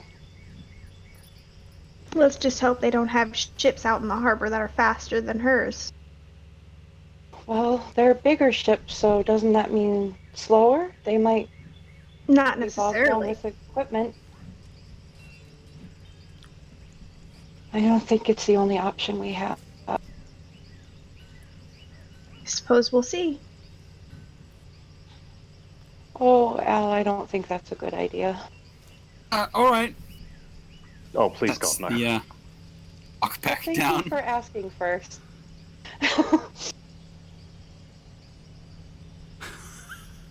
What was he gonna do? I mean, work. Alec will like put a hand very aggressively on Al's shoulder, like squeezing his shoulder. I think it would be best if you just stay right here with me, keep a good eye on what's happening. Without the rock. Al gingerly drops the rock. Done. So Sayla, are you ready? As ready as I'll ever be. at this point, as you guys are getting all together, Alec, Fro kind of gets off your shoulders. As she starts like walking around, you can definitely tell she's wounded and limping a little bit. But she, being at, for some of you, she's only up to your thigh or your waist. For most of you, she's only up to your thigh or your waist. But she does look up at you with these really big, wide eyes and this kind of weird toad smile across her face. And as you're sort of prepping Sayla, making sure all your daggers and weapons are there, Fro kind of waddles up to you and is just kind of looking at you, with just the big wide eyes, and as Morgana, as you come over to begin casting your spell, she looks at you for a little longer, and then she just kind of hugs your one leg, and you hear her go. She looks up at you and she goes, "No die." Oh. Damn it. And she kind of nestles her head into your leg, and she lets go. Don't And she worry, just I kinda- have no intention of dying. I'm very uncomfortable by this, not happy with the situation. And she just kind of cocks her head and smiles at you and gives you a nod. And kind of waddles back to Alec and climbs back on top of her. It seems as though she has been at least understanding what you've been saying this time. So, as that happens, Morganix, you go over to... Yeah, I'm gonna go up to Sayla and slowly put my hands on her shoulders.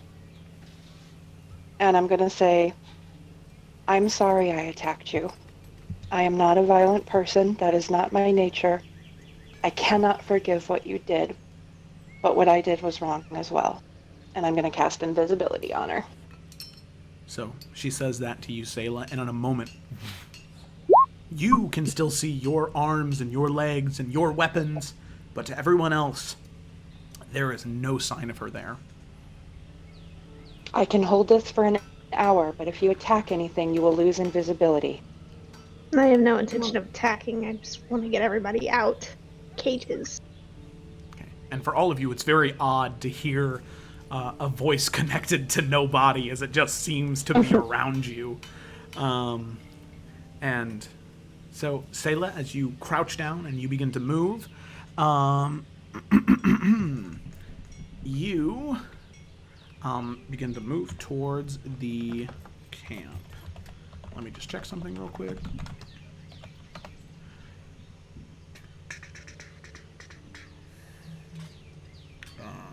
Is this a condition? Yeah.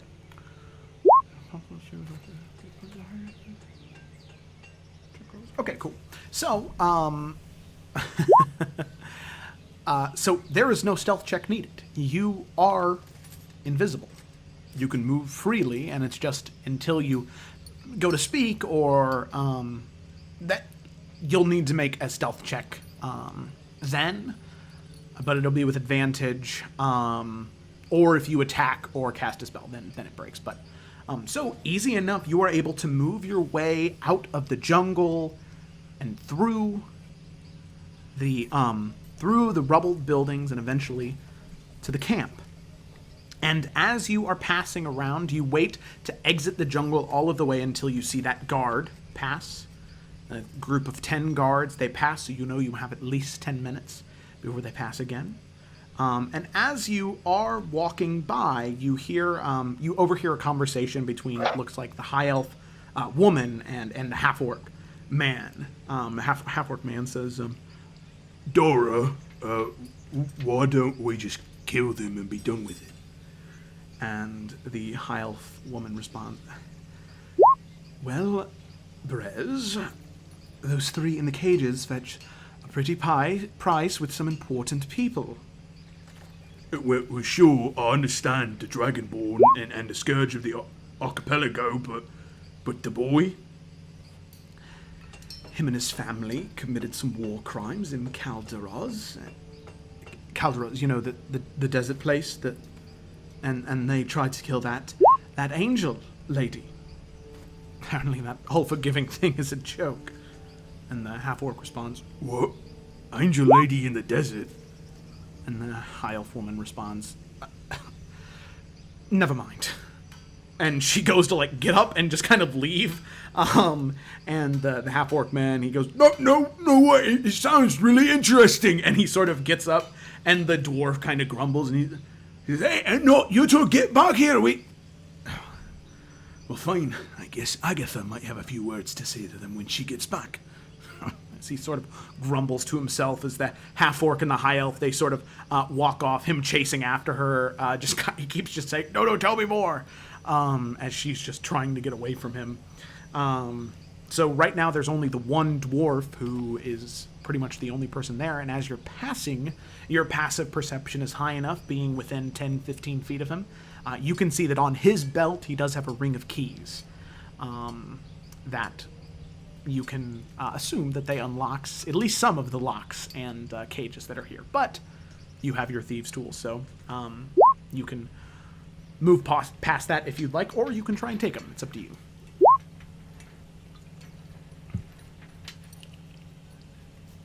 Sayla?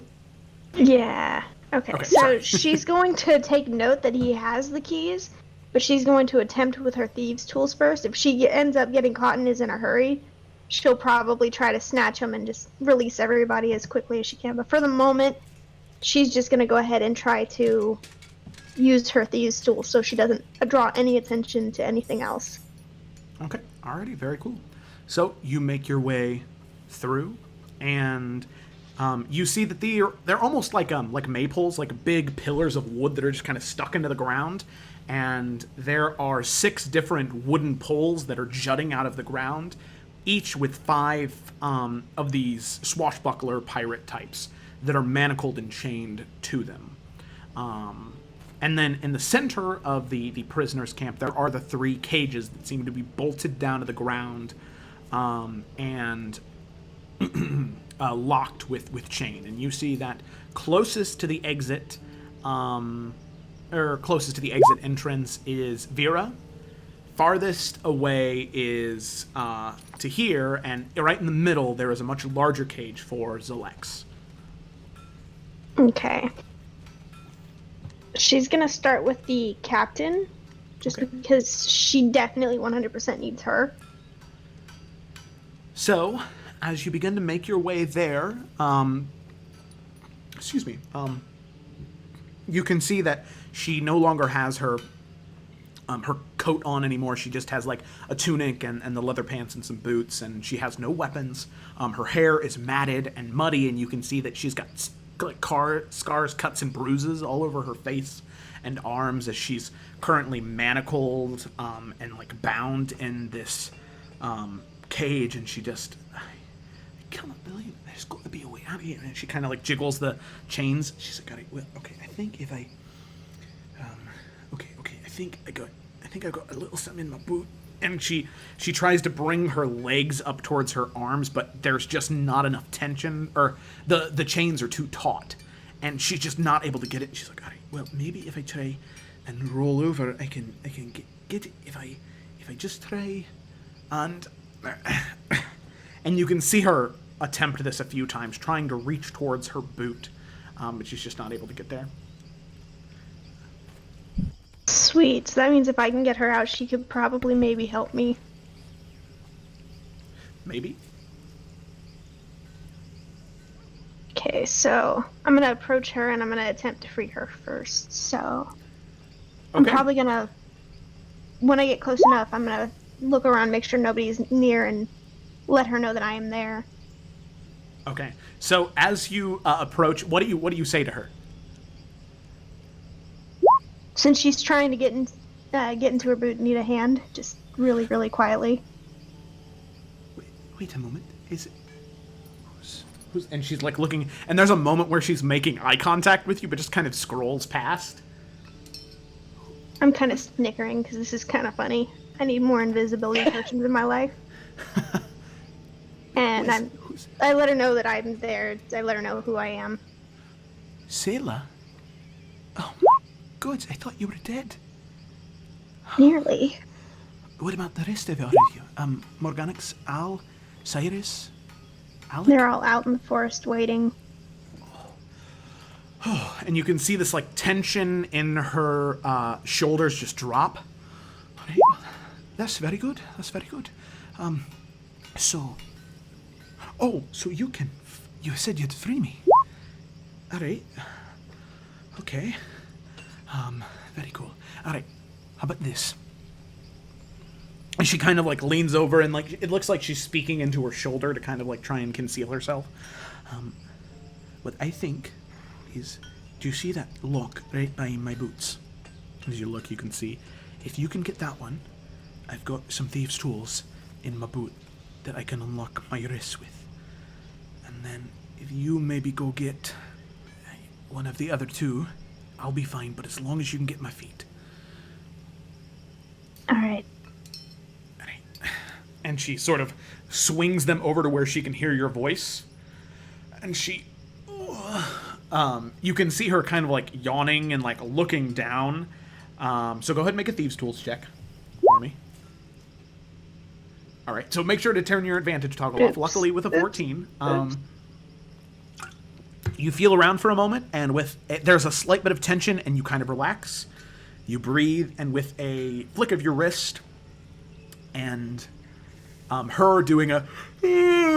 as the lock clicks and clunks to the ground, the yawn covers it up well enough, and you can see she can move her legs freely, and as she reaches in towards her boot, she pulls out a small leather, almost like glasses case, and as she pulls it open, there is a collection of tools and files and lockpicks in there.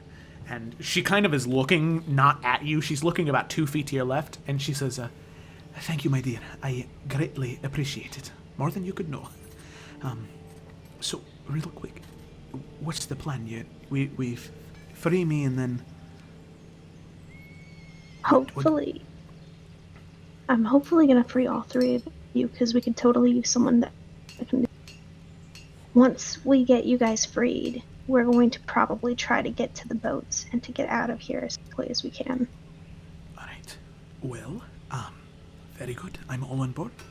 I will say that I do need at least... wait a moment, there's 5 of you. Alright. Well, as long as we have one more person, the 5 of you and me could pilot the ship, not well, but, you know. But the more the merrier, really. I don't think we're really getting out of here without more than, well, I probably need everyone here. Sizable enough distraction. That's what I was thinking. That's why I'm probably going to go for the Dragonborn first. Or next. Alright. Just give him a little bit more of a heads up than me, my dear. and she kind of tucks them underneath, like in between her legs and her wrists, hiding the leather case, and just sort of trying to keep an eye out towards Alexa's cage for whenever you make your way over there. Okay. So I'm gonna head that way next. Okay. So as you do, you can see that he has about 4 different locks on him, tied in this thick chain, and tied also, chained also to the cage itself. And he even has this big, like, almost like like cannonball that is affixed inside of his mouth that seems to prevent him from talking or quite possibly using any type of breath weapon or anything like that. And you can see as he gets over there, he is angry. The small beady black eyes are swapping from area to area, and he kind of like tries to break out of the chains, and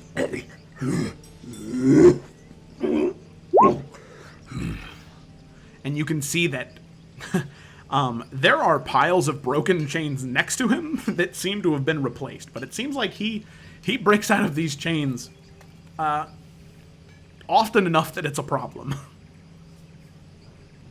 She might However, be rethinking choosing him next because of just how angry he seems.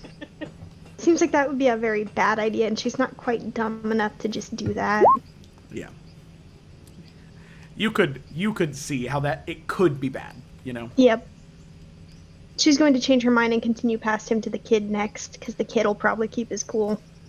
Okay, so you head to here, and to here is in the cage, and he only has one lock on him, just on his wrists, in the cage. Oh, Pelor, please. I know that. I don't know. Too many prayers. Not. Doesn't do anything, sadly. Because don't appreciate- It's because religion is stupid. Selah, is that you? Shut it. Going to get your lock off. Okay. Be subtle, because I still need to get the Dragonborn. Okay. So, what is the plan? I've already freed the captain. We're going to make it towards the boats. All of us together, we should be able to get it out of here. Okay. All right. Very good. Very good. Okay. And so you go in with the thieves' tools as he kind of tries to scoot closer towards the side. Go ahead and make another thieves' tools check. Okay, this one is giving you a little bit more trouble. You can feel it begin to creak and crack, and you relax. You pull out the tools. Go ahead and make another one to see if you can get it. Oh. You try again. Luckily, it's not enough yet to break the tools, but you can feel the metal begin to bend slightly, and you feel the pressure start to build up. You draw the tools out one more time. You pull out your spare that is straight, and you go back to work and make a third thieves' tools check. There we go. Okay, so you feel the pressure with the invisibility. There is just a lot happening, but luckily you are able to feel out the pressure, and you can tell that this lock is different than Vera's, and that's where your mistake was. You were trying to do the same thing, but you couldn't. Remember your training. Every lock is unique. And it falls loose. However, Tahir is not as well-versed in breaking out of chains and jails as Vera is. So there's a clunk of the lock on the ground. And Tahir sort of, oh shit, and he kind of like leans it up against the up his leg against the chain. And the one dwarf, he sort of looks up. What's going on back there? And he pushes off his seat, and he moves throughout the cages, and you can see as he gets a little too close to Zalex's cage. Can Alex see what's happening right now? Yeah, for sure. Can she make a bird call? Make a survival check. Okay. It's a survival skill. Okay, you do, and you do like a collection of them, and the dwarf, as he's about 3 steps away from Tahir's cage, and Selah, you can see him clear as day. The pores on his face, the bags under his eyes. Is it birds? Bless you, Al, because I can't make that sound. Wait a moment.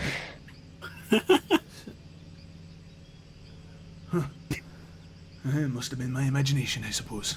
And he moves back towards the table.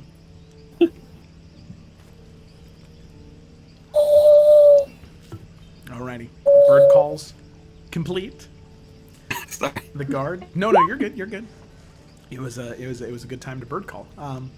The guard seems to not be distracted anymore, and he heads back to his table.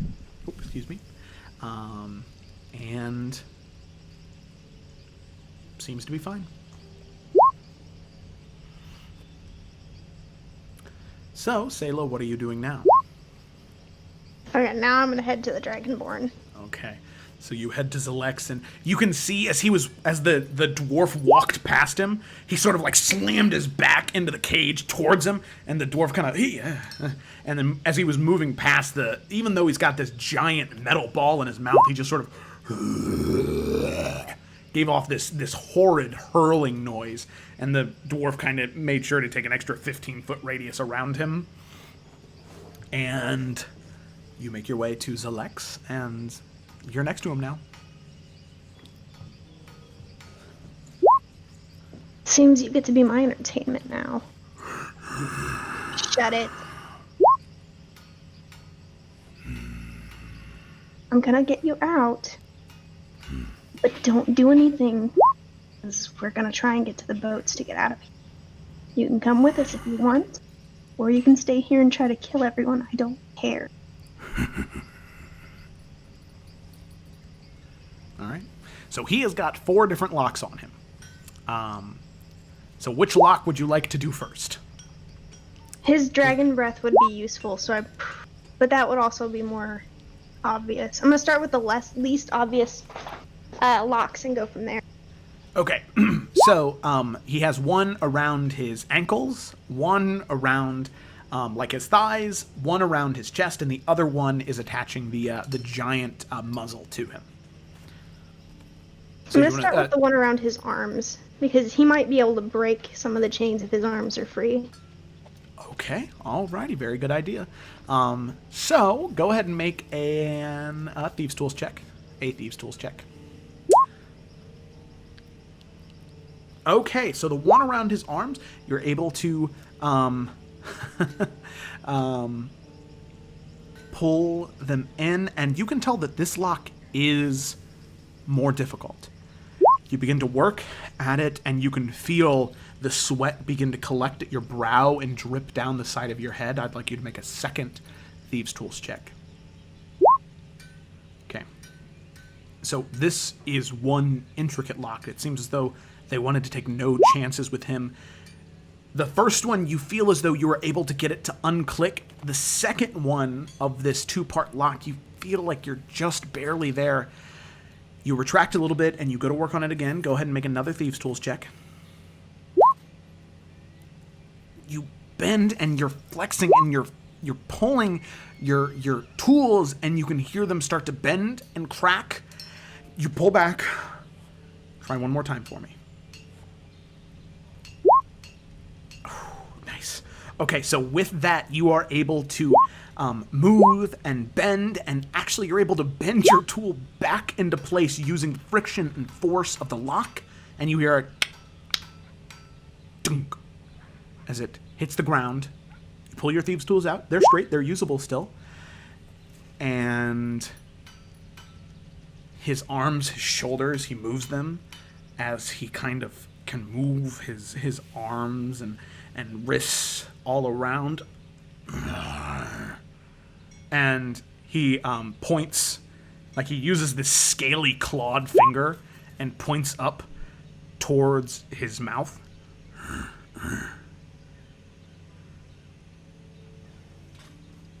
Sort of gesturing for you to unlock that one. And I kind of frown. Let me get your legs first, just in case, because that's going to make noise if that hits the ground.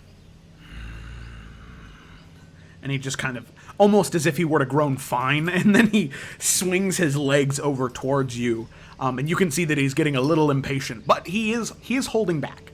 He's not being a toddler about it. So go ahead and make a Thieves' Tools check for me. Okay. This time, you've got your rhythm. You know what you need to do. And are you going for the ankles one? Yes. Okay. That way he can move about if he needs to. Mm-hmm. Okay. So you go for the ankle, and even though you can feel that this lock is a 2-part lock, you're able to just like water, move your way through the lock, and it falls down onto the ground. As you pull back, 2 of the 4 locks unlocked. He is moving his shoulder, he's moving his legs a little bit more, he has a little bit more flexibility, and you can see out of the corner of your eye, you can see somebody approaching the prisoner's camp. As soon as you unlock it, you can see this woman with this like red hair that's graying, like there's this like middle part off to the side that has this like gray sort of flourishing out from it, and she's wearing this golden armor, and she has a oh shoot, did my mouse die? Okay, no. Wearing this golden armor with like a red and white cloak off to the side, and all of you can see this as well. And Cyrus, you actually do recognize the symbol because it's the crossed swords, the red and white crossed swords that is on her cloak. And as she approaches, this older, maybe in her 40s or 50s, red-haired human woman, she approaches the dwarf and says, "Where are the other 2 guards at? There were supposed to be 3 of you here." My lady, Duradon, they merely went to, go procure some more chains for the Dragonborn. He broke free from some more. She says, "Oh, is that so? Why don't you take me to him? Let me have a little chat with him." Of course, my lady. I will let you know he's a little bit more, agitated this morning. I don't care. Let me talk to him. So, you can now see Lady Agatha Duradon there. As she begins to walk with this dwarf man towards the cage. You're going to go ahead and make another... Okay. Make another wisdom check. Or survival. Roll. Okay. This is the most realistic cacophony of bird noises one human being can make with their... Thank you. Can make with their mouth that anyone has ever heard. Even those of you standing next to Alec, you cannot believe that these noises are coming from her, and even Fro is kind of like, whoa. But as you do, you make this large cacophony of bird noises, and the dwarf man, he says, isn't that, don't normally the natives do war calls like that, or something of the sort? And the woman, she says, well, if they do, then we'll deal with it then. Like I said, I'd like to talk to the Dragonborn. But, my lady, I mean no disrespect, but I've dealt with these, especially, honestly, the natives aren't even the worst thing. The actual animals that could come from that jungle, they it's not pretty. So let me see something here. Mm-hmm. Whoa, why's my chat? Okay, all right. I'm gonna whisper to Alec to ask if I should like minor illusion an animal or something.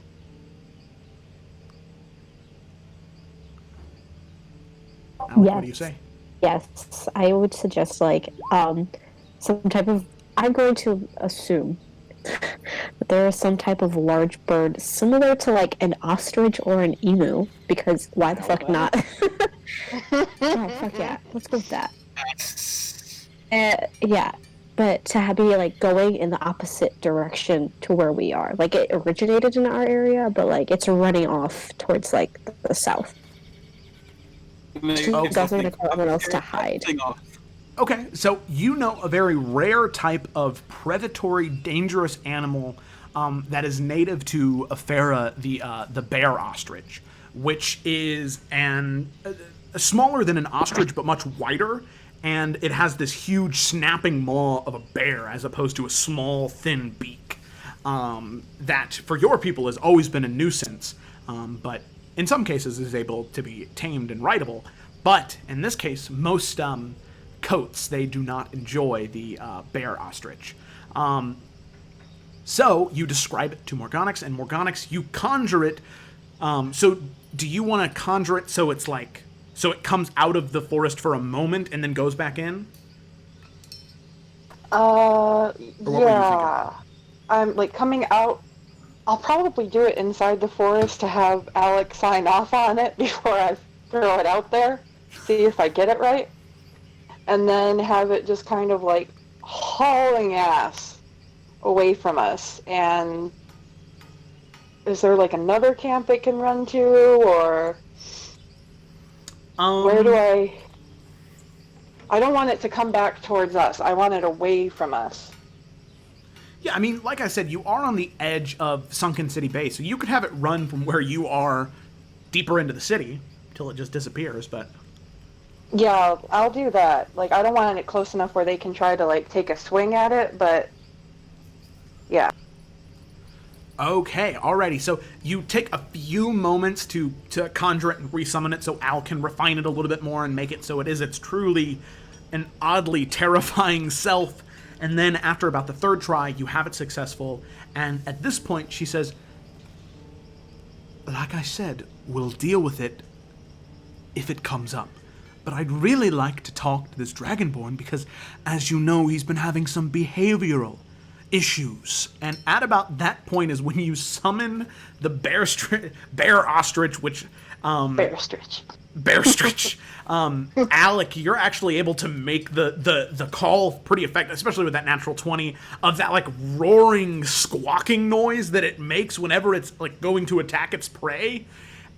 And as it emerges from the forest, running into Sunken City Bay, Sayla, you see this odd creature emerge, squawking and yelling into the city, and the patrol that was heading back around, they sort of and sort of run out of the way of this giant, or not giant, this huge animal making its way through the city, and yep, exactly, and Agatha, she, oh God. All right, fine. We'll deal with this, and then I will talk to this insufferable Dragonborn. And she draws this gleaming longsword from her waist and just begins to march off towards where the bear ostrich bear was heading.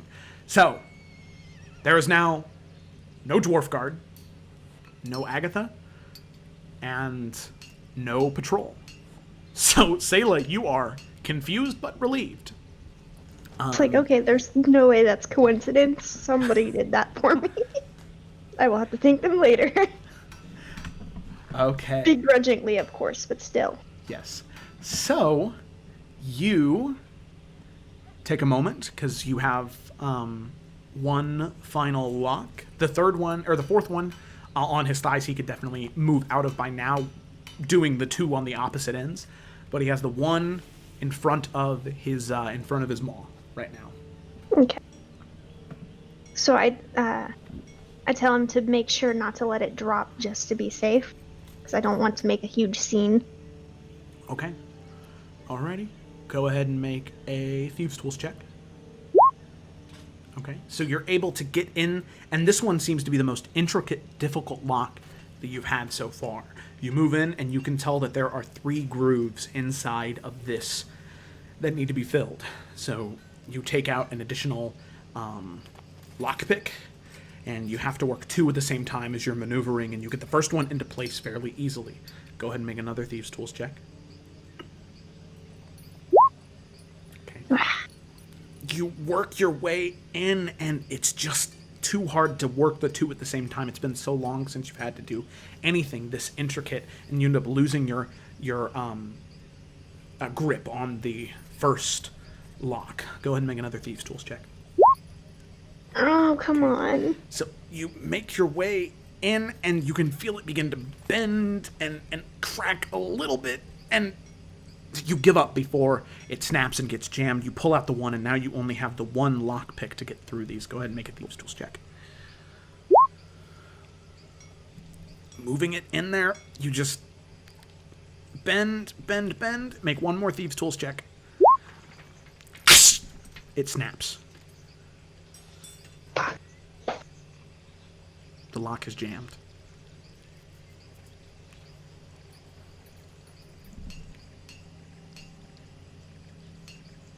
Would be that one. I mean, you can try and unjam it if you'd like, but it would take some time. I seem to have enough time. I'm gonna go for it. Okay. I'd like you to make another Thieves' Tools check, but with disadvantage. Ooh. Oh. God. So you try, and it takes 10 seconds, and you're just not able to get it out yet. Go ahead and make another one with a disadvantage. One more time, see if you can get it out. You're not used to them jamming on you. Oh my god. Yeah. What is this? Another 10 seconds pass, and you are just so frustrated as you are trying to get it out, but it's not budging. He sort of looks back to where you're at. Shut it. Shut it.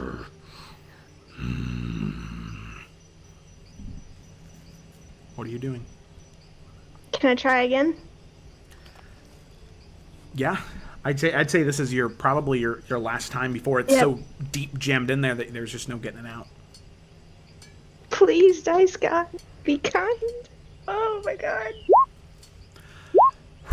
Okay, so you are able to take the very tip of your dagger that you've so finely refined to the sharp edge, and you snap out the broken lockpick, and you can now continue to work on it. However, after this point, it's about 30 seconds, and you can see that maybe 15, 20 feet away from the camp, that dwarf is now returning, sort of shaking his head, and he's kind of like, oh my gosh, what the fuck? Where did it go?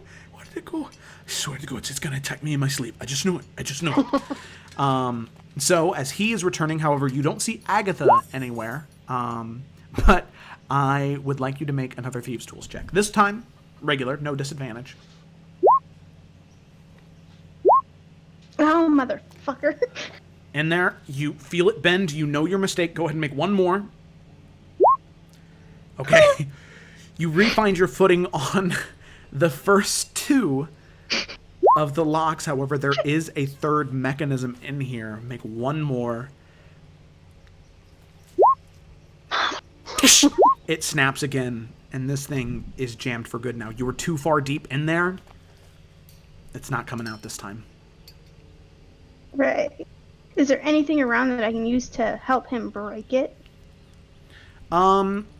Near the guard's table, there were a few weapons there. A longsword, a crossbow, things like that. Can I give him my short sword?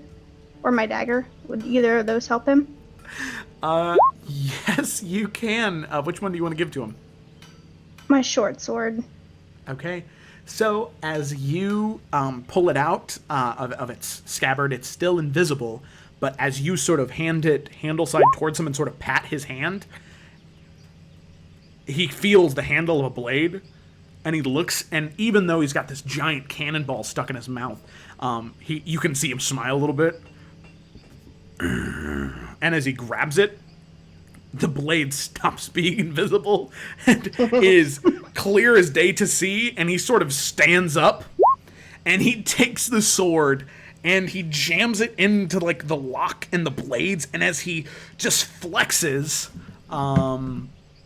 he...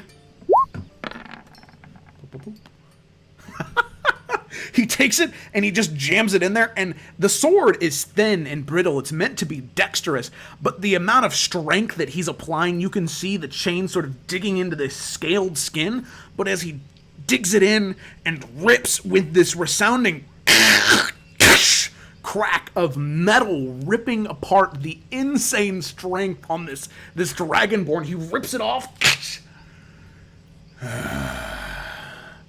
That's much better. Coming And with or distracting? Oh, I have some unfinished business, my dear.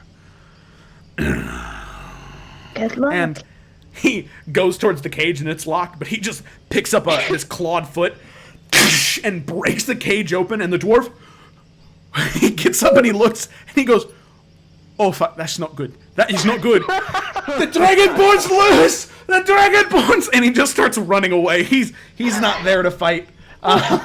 He just yells and tries to get someone else to worry about it. And he sort of after he kicks down the door, he runs over to some of these maypoles, and he lines up just so they're like right in a line, three of the six.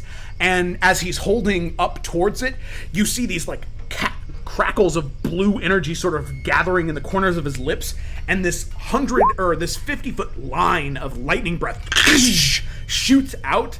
And all three of the maypoles that were there holding these chains together, they just snap in half and catch fire, as now 15 of the 30 pirates are loose. And you can see Vera pulls out of her cage, and she unlocks it and runs over to Tahir and unlocks Tahir's cage.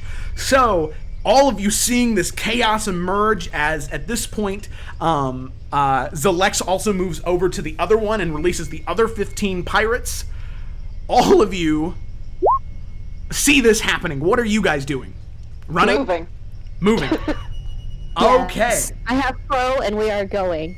Yep. Alrighty. So you grab Fro and you get up and you burst out of the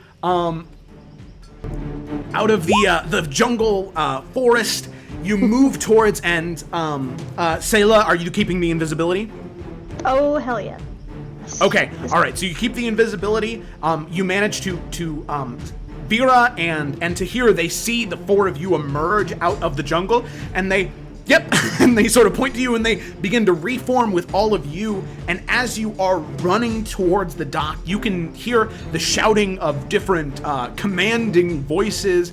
You see that Agatha woman begin to move towards the prison, seeing all of you run and move. She yells, "Hey, stop right there!" Drawing her long sword and begins to move after you. What are all of you doing? You see this very large, plate armor covered woman with this gleaming long sword. What's happening? We're running. Is there Running? anything that I can like Eldritch blast, like debris wise, to try to block our path after us? Yeah, you see that there is there are several buildings that have like fallen over and collapsed, and if you were to shoot at them with Eldritch Blast, there's a good chance that the debris and the dust they would scatter would cause quite a nice distraction. I'm Okay. throwing blasts behind me as I run. Okay, so just like 1, 2, 3, 4, just discharging, one after the other, creating masses of smoke and flame and fire, just from shooting like a torch that falls into a dried, broken building, catches it aflame, and the fire just kind of begins to spread, causing more and more chaos in the city for all of you to begin to run, weaving through the city streets, making your way towards the dock. So, as the town begins, the fire begins to spread from an already brittle, war-torn area. You even calling more. Maybe the image will take a second to load in. There we go. Hey. Okay, so the flame sort of spreading all around you as you all beeline for the dock. I'd like all of you to make athletics check with advantage. We're just all over the place today. I'm so scared. Nice. Oh. Yay! Oh, hey, Okay. nat 20s. Yes, that is awesome. There it is. So Al, you hanging out at the back of the group finally is starting to not pay off. As Morganix is just looking behind her, firing. There's one time where the dust ends up flying directly into your face, and you can't find your way around. However, Alec ends up being the. Well, I guess I'll leave it up to you. Which one of you is going to run after him first, Sayla or Alec? Grab him. Okay, so Sayla, you look back and there's this moment of hesitation, but you just keep running as you see Alec go and swoop up Al, putting him on his shoulder, fireman carrying him, and Fro on the other side, just running through the burning city as eventually all of you make it to the dock, and you can see that there are 4 or 5 different crew members who have accompanied all of you who were on her crew originally when you first sailed into the city. And you can see the boat there, but you can also see that there's like a collection of troops here, maybe 30 or 40 that are currently getting off of one of the galleons. It seems there are more troops arriving in this city. Inner illusion.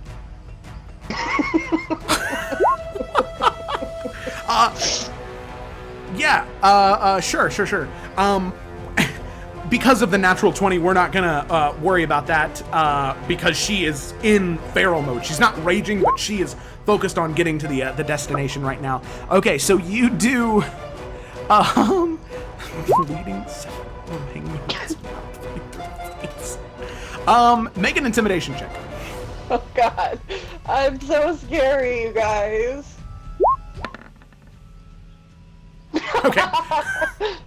Alrighty, so as you do, there are 4 to 5 guards in this cluster of 30, who they end up screaming, and there are some other ones who say, "Oh, calm the fuck down, it's just magic," and they, "Oh, no, not dealing with it," and they move away. So you 5, Vera, Tahir, and 4 or 5 different crew members run onto the docks, and you can see this other individual who is currently getting off. Oh, wait a second. Actually, I think okay. So you see all of these other individuals getting off, but there's this group of individuals that are kind of, Alec, they're almost familiar to you in a sort. They have the banner of that 7-pointed star, and they are wearing different shades of red and browns and grays. There are some of them that have these like red colored turbans on that you don't recognize any of them, but you see this woman who has a bow on her side and this like curved sword at her belt, who seems to be shouting out commands, trying to organize everyone. So let's save that, show to players. So you see her yelling out and sort of giving commands to these individuals who, in a very taxing moment on your memory, they look familiar. But you zone out, you focus on what you need to, and eventually all of you run on to the ship. Vera shouting out commands to different crew members and to all of you. She, "Hey, pull up the anchor, and you, hey, get down the sails, come on!" And she starts running all around like a wild woman, just grabbing certain things, pulling down, cutting different ropes, saying that she'll deal with it later. So what are all of you doing in this moment? You can see that there are these collection of people who are getting arrows ready and sort of firing like volleys onto the ships. People trying to run down to the dock towards you guys. What are you all doing as Vera is getting the ship ready to depart? I'm gonna be shooting some arrows back at him. Okay, easy enough. Go ahead and make a dexterity check for me. Right. I will toss some javelins, my man. Okay, go ahead and make a strength check for me. You said dexterity for me? Uh-huh. Nice. I'll keep Eldridge blasting. That was Okay. Oops, I need to turn off the advantage. Okay, go ahead and make a charisma check for me, Morganix. Charisma? Uh-huh.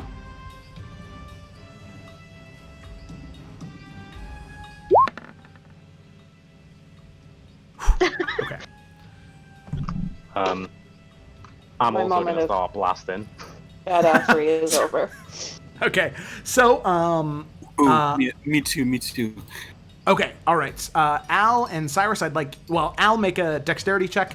And Cyrus, go ahead and make a charisma check. X. So we got Is this a 25. saving throw? Or just a check? Just a check, yeah. Okay. Yeah. Nice. Yeah. Oops, sorry, that wasn't meant to be a percentage. That's okay. We'll take the 17. That's good. That was the first one anyway. So, Alec and Morgonix, you two have the most struggle. Alec, you just try and throw these javelins as hard as you can, but there is this weird collection of sadness and rage inside of you that anytime you go to throw the javelin, you can't help but think of home and what happened. And they're just half-hearted throws, and they just sploosh into the water. And Morgonix, as you go to discharge some of the beams, you hear your patron, "Darling, I think you've done enough for them. Sit this one out." And as you try and discharge the beam, nothing happens. You snap and you try and conjure something, but nothing comes. She just took it away for that moment. And you I start screaming and I'm just screaming. You promised you'd never desert me in combat. Alrighty. So you do, and Can there I is take no note of response. Oh yeah, all of you hear that. Okay, cool. And Al, you sort of pull out your revolver and very Wild West just start shooting at more of the lighter infantry. Taking the time every once in a while, sharpshooting, and there's a couple that you just nail between the eyes. Nice. As you just very, very Wild West action movie take them out. And Sayla, you do the same. This is what you're good at. As you knock an arrow loose, and just firing into the crowd, creating more chaos. Yes, so after the first bolt, invisibility drops, but as you do, it flies right into the throat of one of the people who kind of look like they're from Calderaz.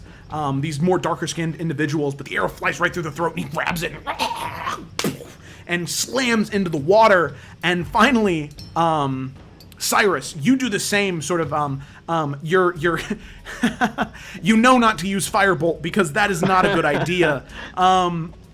But you can see that there is like water on the dock. So you have an idea.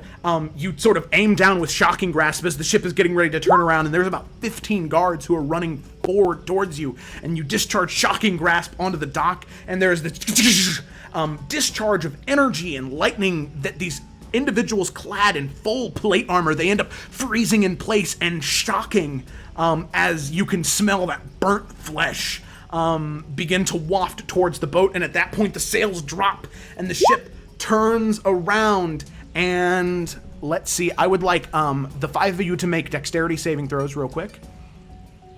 Okay. Is Zelix on the ship with us, or is he just wrecking shit in town? Oh no, you can hear the every once in a while you see a bolt of lightning shoot into the sky from his breath weapon, and you can hear the cackling of laughter as you can hear him hacking people down with a broken short sword. Okay. So from the volley of arrows, oh wait a second.